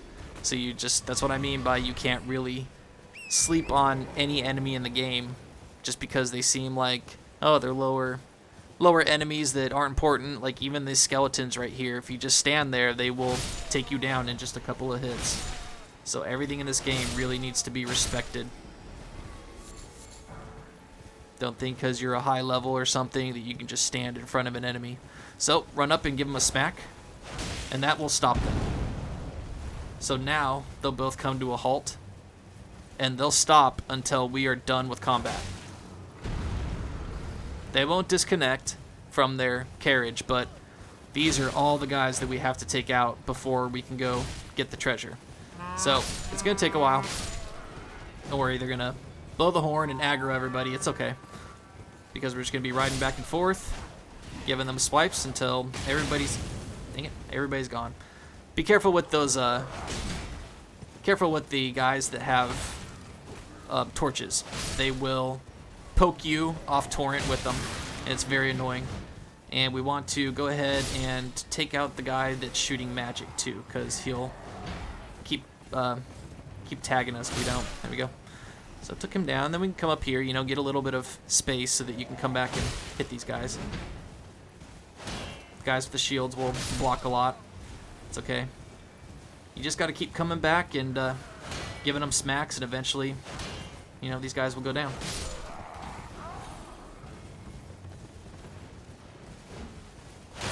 There we go. Staggered him. Oh, I got hit. Oh, I got hit again. Run, run. Gotta heal. That was close. Let's go ahead and take this guy down quick. Just because these guys are getting annoying. Actually doing some damage to us. Oh man, that's not good.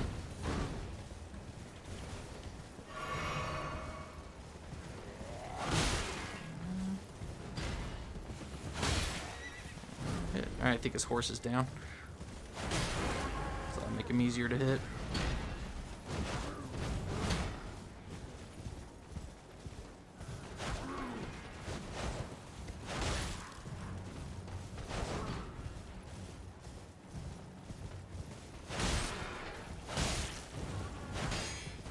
Oh, he's blocking. I don't think I've ever seen these guys block before. That's interesting. I should take him down.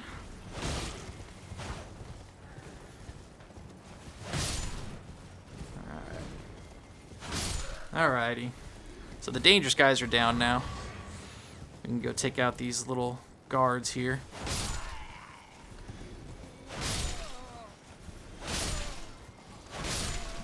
Ow.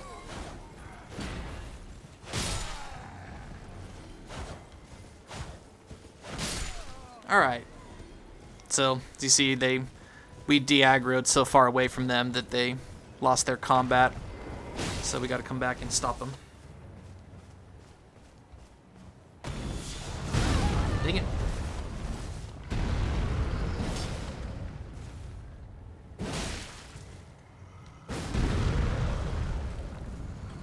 Would you stay still? Lord.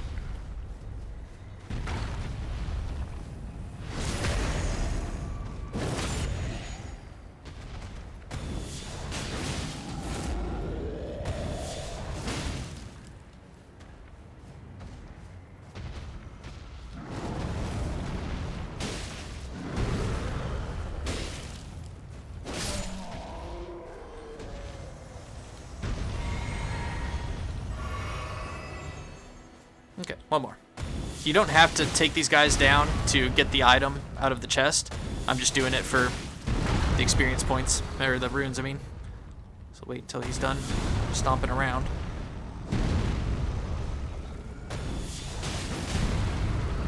Lord. Yeah, this doesn't have as much stagger power as the upward cut, I guess. But still does some good damage.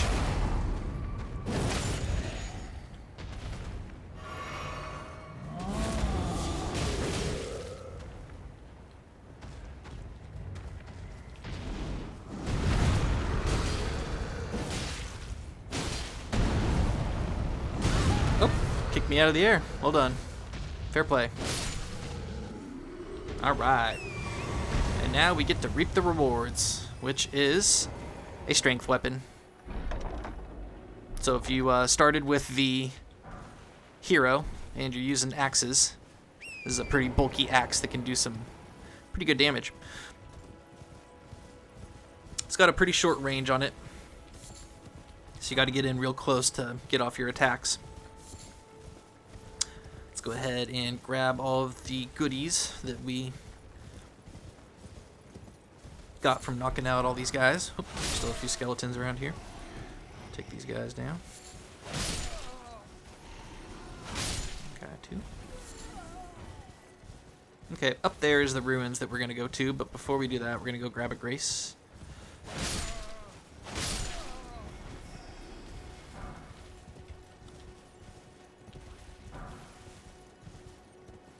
Right down over here. Still, don't go near this lake and don't go near that ball. That ball is protected by 3 giant crabs, so you will get ambushed. So don't go near it. We're just going to come up over here, stay off the road because we got some more Caden guys up there. Just stay off the road and come on over to this site of grace right here.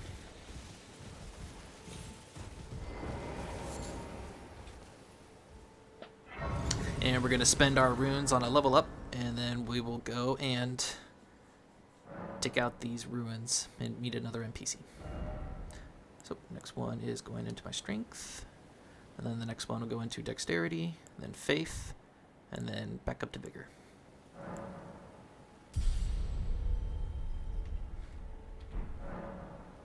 I'm pretty close to a level up, so I'm actually going to crack some runes.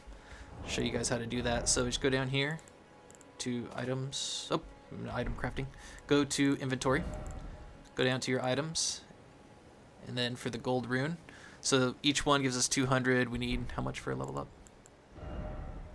So 4. So 3. So 7. So we're gonna crack 4 of these. So just go down, click on it, and then use selected number, and then go up to 4. That'll give us 800 runes. So you get added down there, and now we have enough for a level up. So that's where these runes come in handy. That way you don't got to go out and actually try and get some more runes. So now we have almost no runes, which is good because we're gonna go fight a boss and we might die, and having those runes and losing them is never good. So right on the other side of these ruins on this cliff is where the ruins are that we're going to clear out, and then there's a camp over there. Not too sure if we're going to have enough time this episode to get to the camp, but we will definitely clear out these ruins after I fight this Cade warrior.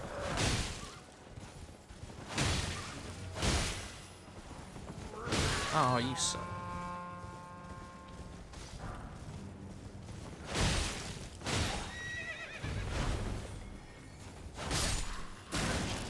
Ow. Ah, see? He just gets stuck, like I couldn't even move because he was lighting up torrent. So you don't want to stand next to these guys with the... Did you stop? You don't want to stand next to these guys with the torches. They'll knock you directly off torrent. It's very annoying. Okay, we got all that stuff. Is this guy coming towards us?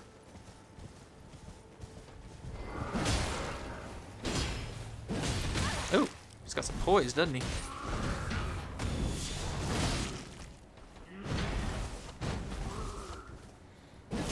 Oh my gosh, missed. And I ran out of stamina. That was not good. Oh, I'm stuck on a tree. Oh my gosh. That was not good. Ow. Punk. I was hoping to get his armor, but no such luck. Okay. So, we come up over here on this ledge. Stay away from there, because it's a camp. And you will get shot at if you come near it by some pretty strong magic for this point in the game. So, stay away from there. Instead, we're going to hug this cliff right here. We're going to come up into here. So, there's a graveyard with some ruins protected by some wolves. So, let's go ahead and take out the wolves real quick. I'm so sorry, guys. I'm so sorry. I don't like fighting you.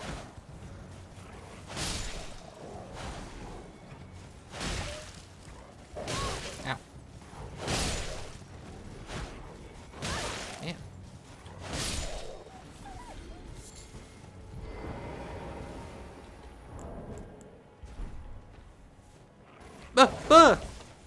Dude.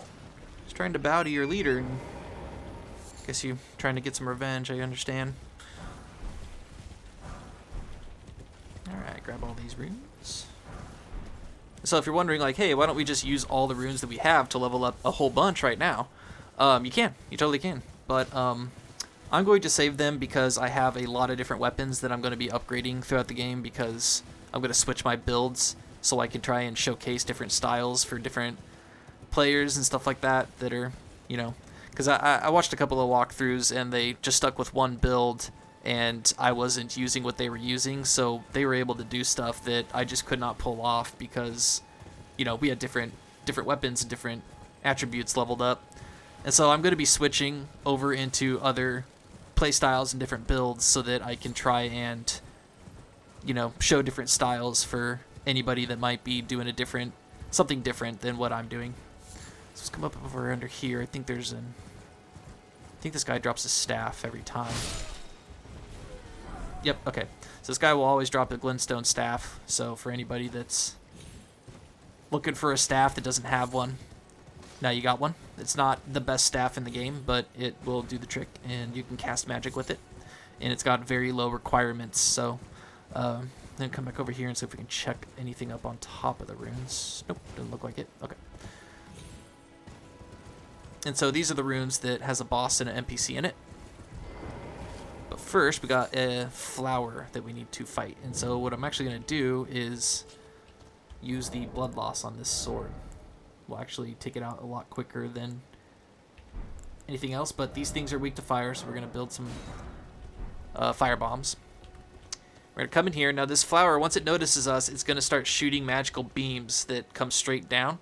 So you just have to get out of the area where the lightning is appearing on the ground, and you'll be safe. If you throw a thing of fire at it, it will knock it out of its attack animations. So if it starts to do poison, there's a bunch of little flowers around it too, and so watch out for those.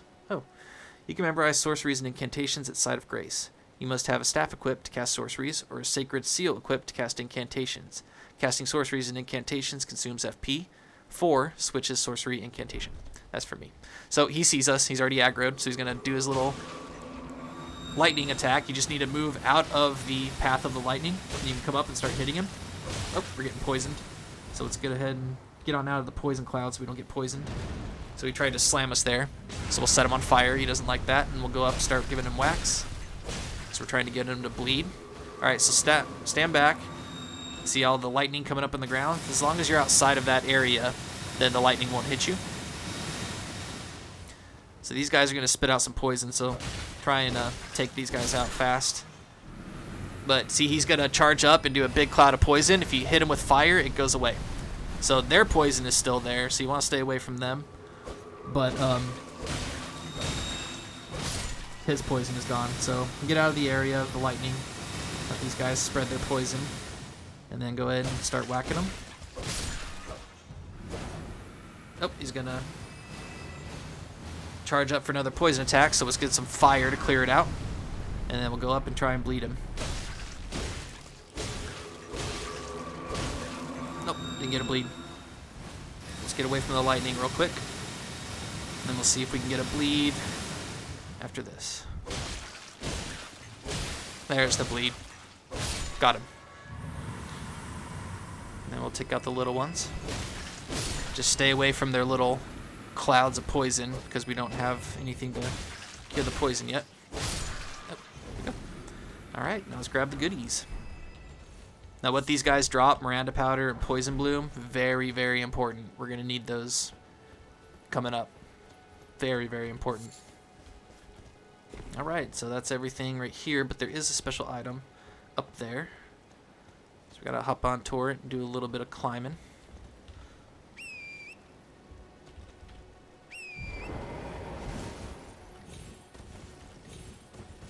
And then right about here. Oh no!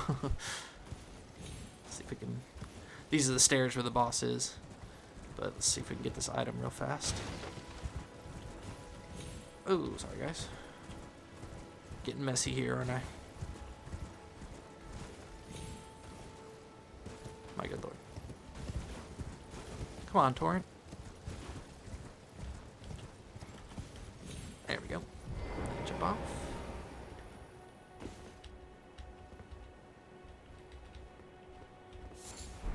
Those don't seem important because they're just flowers, but I promise they are. They'll come in handy much, much later. So come over here into this little wall. There should be a plant over here actually real quick.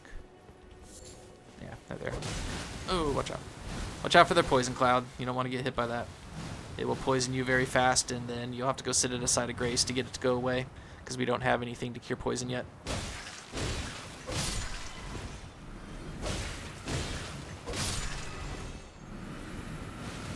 Oh, shoot. Oh, no, no, no, no, no. That was close. Grab the glowstone. Come over here. Oh, I think we got everything over here. Okay. Now let's go fight the boss. And so, it's going to be familiar because it's a pumpkin head, but this time we can summon. So we can summon the doggos to help us out and distract him. So before we go in, let's go ahead and drink our flask. That'll enhance our charge attack and give us more stamina. And then as soon as we come in, it'll give us enough time to summon the doggos. And then we will, let's see. We have 52 FP and it costs how much? Let's see how much it costs to summon these guys. 55. Okay, so I gotta use my flask right now, unfortunately. So I won't have much FP during this fight, but that's okay. So go ahead and heal up, drink your flask, and then as soon as you come in, summon the doggos. It'll give you enough time to do it. And then just roll away. While the doggos are distracting him, come up behind him and give him an attack. So, oh, excuse me, roll away. All right, now when he's on the dogs, we can go ahead, go up and attack his back. The dogs will keep him busy. He's coming towards me, so roll. And, all right, he's on the doggos. Oh, he sees me again. All right, so you got to get behind him. There we go, there's a stagger. Give him a repost. And then one more attack. And then we bow to the doggos. Thank you, doggos, for your help. So yeah, you just want to try and get behind him while he's being distracted by the dogs. Get behind him and do some attacks to his back because his head is guarded by that giant pumpkin helmet. Go ahead and touch the grace. And we'll come on in here and meet the next NPC. Tarnished, are we? No wonder you should turn up here. I am Sellen, a sorcerer, quite plainly. Why are you here? You want to learn sorcery. Ah, a yen for glintstone sorceries. I dare say your proclivities are far from ideal. Oh well, perhaps nurture will defy nature, with a bit of luck. But one must choose one's masters wisely. I was exiled from the Academy of Rea Lucaria as a reviled, apostate witch. Do you still wish to learn from me? Yes. Well, you are a piece of work. Very well. You are now my protege in glintstone sorcery. But I refuse to coddle or cast kind words. Never. Anticipate grievances, young apprentice. And now we got Nod and Thought, a gesture, and we can study some sorceries. Now we got a selection of sorceries to get from her. So this one is very good if you don't have it already. This one is also very good. This one comes out in a wide arc. It's very short range, but it's good for hitting multiple enemies at once. This one takes a while to get off, but it can be powerful if you have high intelligence. And then these two are shield and armament buffs. So this will cover your sword and magic damage for a bit. And this will cover your shield and magic grease for a bit, or just magic buff that enhances the guard ability that your shields do. So these are all pretty good spells for anybody that is doing these intelligence. Recommend just grabbing all of them. And eventually I'm going to grab all of them when I have spare runes, and then when I switch over to intelligence halfway through the game, I will be using some of these spells. So until then, I'm not going to buy anything. And we've exhausted our dialogue. Young apprentice. First things first. You are a tadpole when it comes to magic. Infantile. Without the legs to walk. So, to become a sorcerer, first, you must face your ignorance. Now, shall we start learning? No, we just go back to the store. So that is Sellen, and we have basically started her quest now. Every time you talk to an NPC, you're basically starting their quest. So let's go up here. I'm going to read through the items. Unfortunately, we didn't get to the camp and the boss, but we'll do that in the next episode. But we went ahead and took out the caravan, and we took out the pumpkin head here. We still have a couple of smithing stones to buy from this merchant, so we'll leave that diamond on there. But we met Blaidd. We're going to end the episode at Agheel Lake South, and next episode we'll go up into this camp and take out the stuff there and grab all the goodies, and then we'll fight a pretty intense boss right here, but we'll have some help for it, so don't be too stressed out.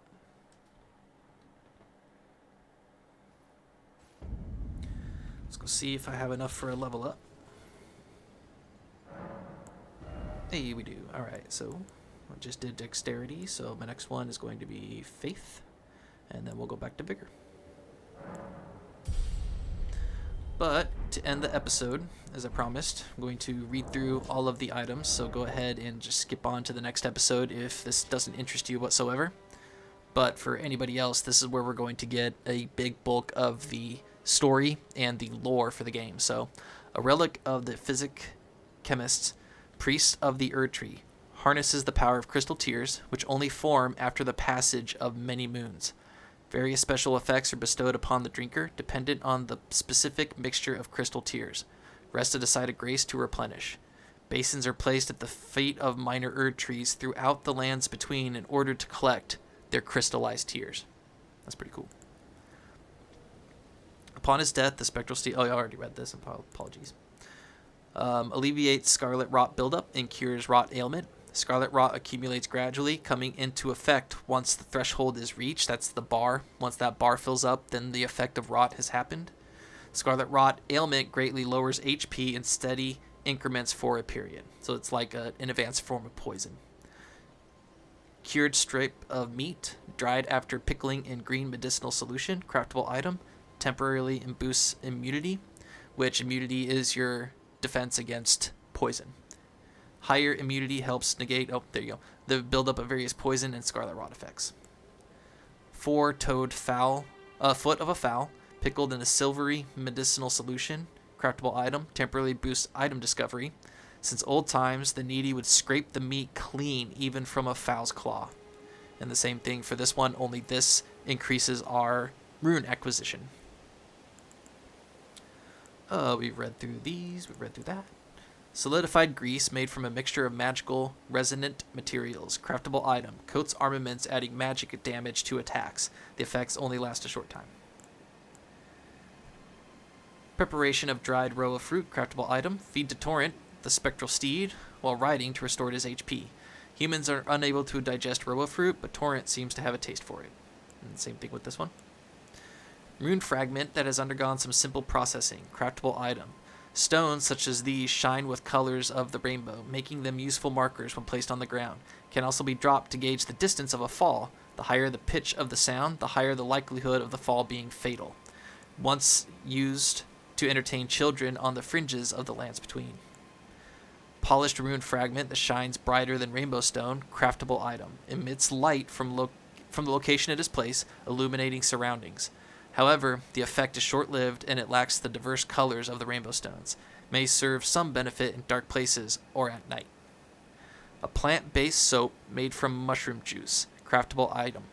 Clean off filth and other accumulations on the body while also slightly reducing poison buildup. Filth covering the exterior eventually seeps inside, soiling one's very spirit. So I'll go over what these items do once we actually use them.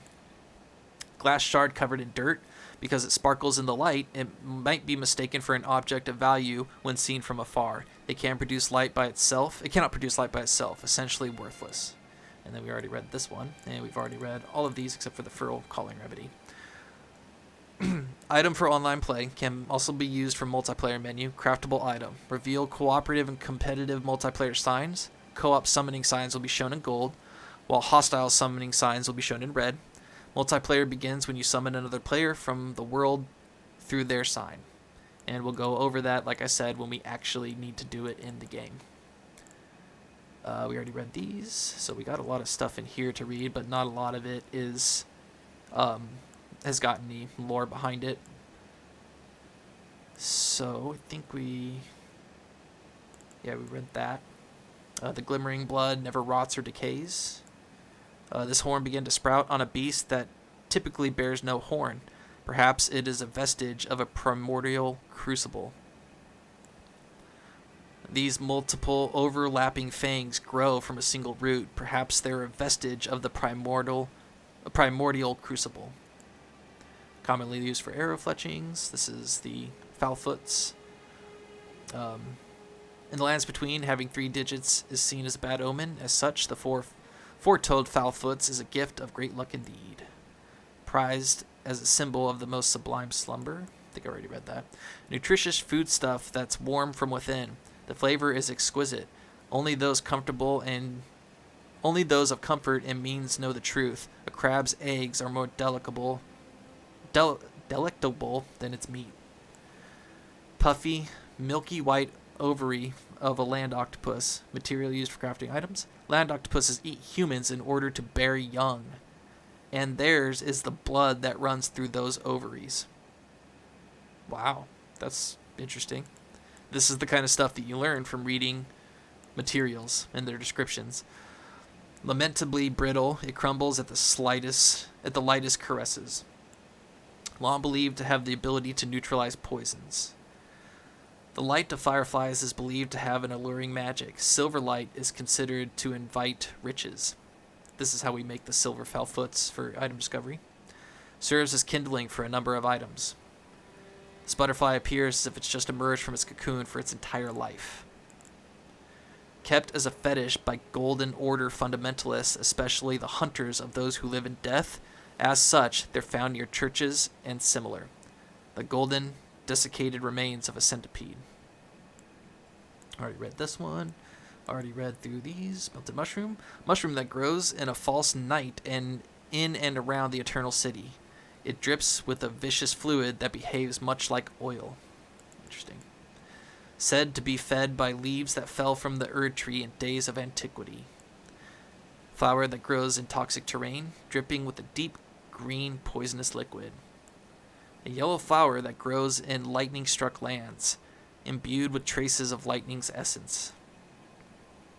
Blood-slick roses that bloom in blood-soaked soil, particularly beloved by those who serve the Lord of Blood. Glory to his inevitable reign. Though wilted and faded, it still retains holy essence. A light purple water lily that is on the verge of wilting, material used for crafting. A symbol of faith in Saint Trina, dulls the senses, preventing agitation. Now these are the flowers that we found all over that sleeping bear. This is how we make sleep arrows and sleep grease in the game. And it's interesting because you'll see these flowers and you'll find enemies sleeping next to them, which, makes sense because they are what you use to make sleep. They have a sleeping effect to them. So that's why there is a bunch of them surrounding that bear. Pollen from a man-eating Miranda flower, material used for crafting items. Throughout history, perfumers have prized this extremely fragrant form of Miranda pollen, not yet scattered into the air. Boasting no special qualities, this is merely a good length of string, used to make certain items easier to use. A rare piece of stone fragment found near places where ruins have fallen from the sky. It feeds and strengthens the light as it shines. And then, special armament with unique characteristics cannot be strengthened with colored smithing stones. Number of steps and amount strengthened differ from standard equipment. So, shard of smithing stone drained of color, these are the ones for special weapons that only go up to 10. These ones go all the way up to level 25. I'll explain how it works when we actually go to upgrade a weapon. We're not upgrading a weapon yet, so do not worry about it. Let's read these tiers. Crystal tier forms slowly over the ages where the Erdtree's bounty falls to the ground. I think it's pretty much all the same for every single tier.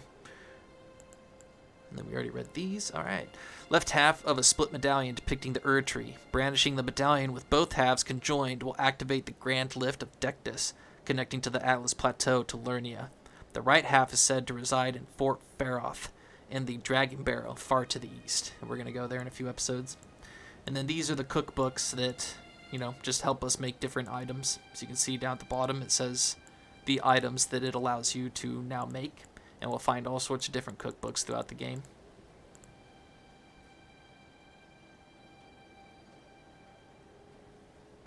So this is of the eastern region of Limgrave. Other than the Mistwood, which envelops the south, it is known for its lands which lead to Kale, a path trod by many a soldier in the past. And then this is the one that we found underground. 2 great rivers flow beneath the lands between, the Siofra and the Ansel. This vast region is said to be the grave of civilizations that flourished before the Erdtree. That's interesting. All right, here are the bubbles that we found. So this is a sorcery. My apologies. Thought it was an incantation. This is a sorcery, but it scales with arcane. Sorcery of the Claymen who served as priest in the ancient dynasty. Produces several small magic bubbles that drift towards foes before they naturally pop. Charging increases the delay before the bubbles pop. The claimants search for lost oracles within their bubbles. Alright. Ground slam. Jump high into the air and crash down on the ground ahead. The resulting pratfall sends a powerful shockwave in all directions. So you literally just slam down with your butt on the ground. Determination, a knightly skill.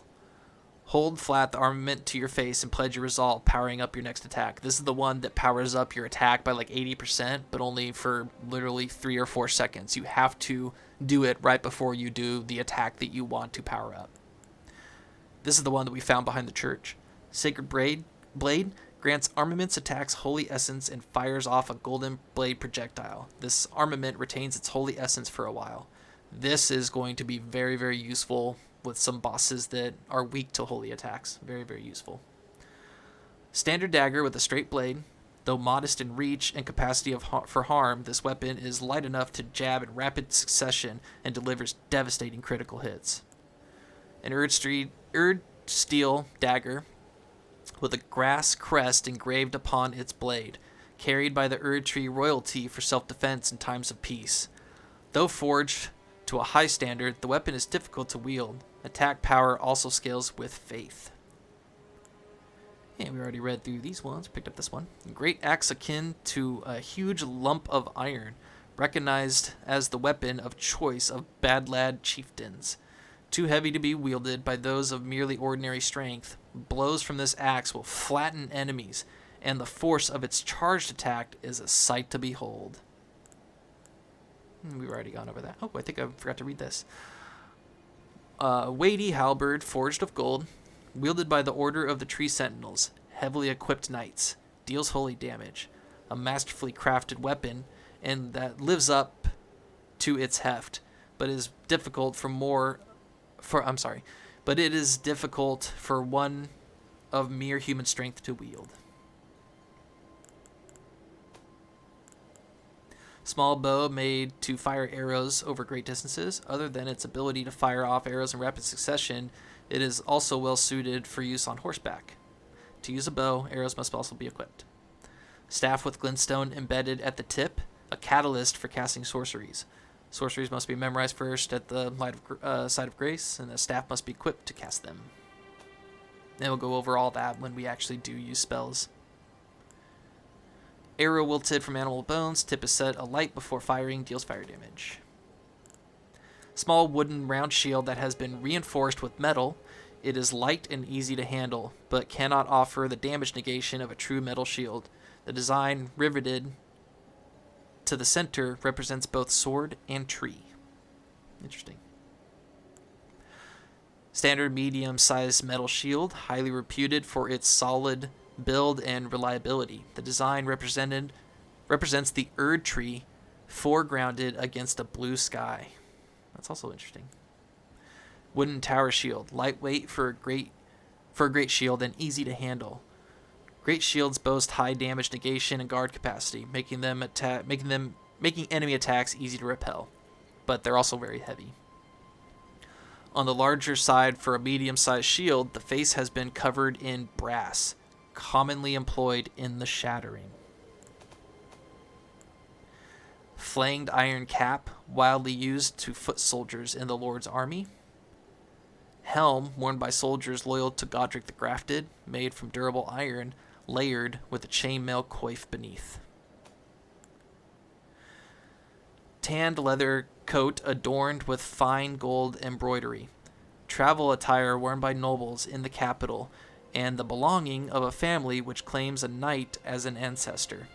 Abandoning their birthplace after the shattering, these undead wanderers are the pitiful product of unending life. Surcoat depicts the distant Erdtree and the Beast Regent, an emblem of the gold lineage. Both are now symbols of glory now past. Gauntlets worn by soldiers loyal to Godric the Grafted, rust-worn and stained through unending conflict. Gauntlets worn by Cade and sellswords. These hulking, fearless mercenaries, said to hail from the mountaintops of the wintry north, are adept at fighting on horseback. Caden is the name of their home settlement. So those are those big guys that we've been fighting on the horses. Metal greaves that have already been mended countless times, wildly issued to foot soldiers in the Lord's army. Chain leggings, though plain in appearance, they offer dependable protection. Godric's soldiers, and the same thing as unending conflict. Caden trousers worn by Caden sellswords. These hulking, fearless mercenaries said, same thing. Hey, knight greaves. Greaves worn by knights loyal to Godric the Grafted. Time has yet to dull their luster. Talisman depicting an axe and a warrior. The lord who led the long march bore an axe, and his loyal warriors honored him by wielding axes of their own, making them very effective at dealing decisive blows. And that is, work of a wandering artist, reminiscence of a painting titled Homing Instinct. The painter is said to have captured the landscape scene during the last moments of those welcomed into death's embrace. The soul of the painter and vestiges of the dead's last moments can be discovered by visiting the location depicted even now. So we got to find the place that this is. We'll find this somewhere in the lands between. This exact painting right here will come up to this grave right here, and when we do, we'll get the item for this puzzle. And so those are all the items that we have for the day. We are going to wrap up the episode here. So next time we pick this back up, we will clear this camp, fight this boss, clear out some beaches, clear out these ruins, and then we'll head on to the next continent part of the lands between. And then once we get everything down here that we need, we will venture up into the northern part of Limgrave, and we'll head on into Kale, which will be an entirely new area. After we go through Kale and pick up some stuff. Sorry about that, my Alexa, stop. Sorry about that, you guys. Not sure why that went off. So anyways, we go into Kale, and then after we go into Kale for a bit, we will come back. Just going to get you guys some items that are going to be useful for different builds. And then after we go into Kale, we will come back and we will actually start clearing out all of the bosses, all of the caves, and we will continue on with the story down here in the south, and we'll actually progress into the plot of the game, I promise. So everything up to this point has just been us getting our bearings straight and me helping you guys get gear and levels and runes and everything that we're going to need for tackling this game, because this game is massive. We have done maybe about 2% of the entire game. So we have lots and lots and lots of work to do. And so until next time, take care of yourselves, take care of each other, because you guys know that I love you very much. All right, take care.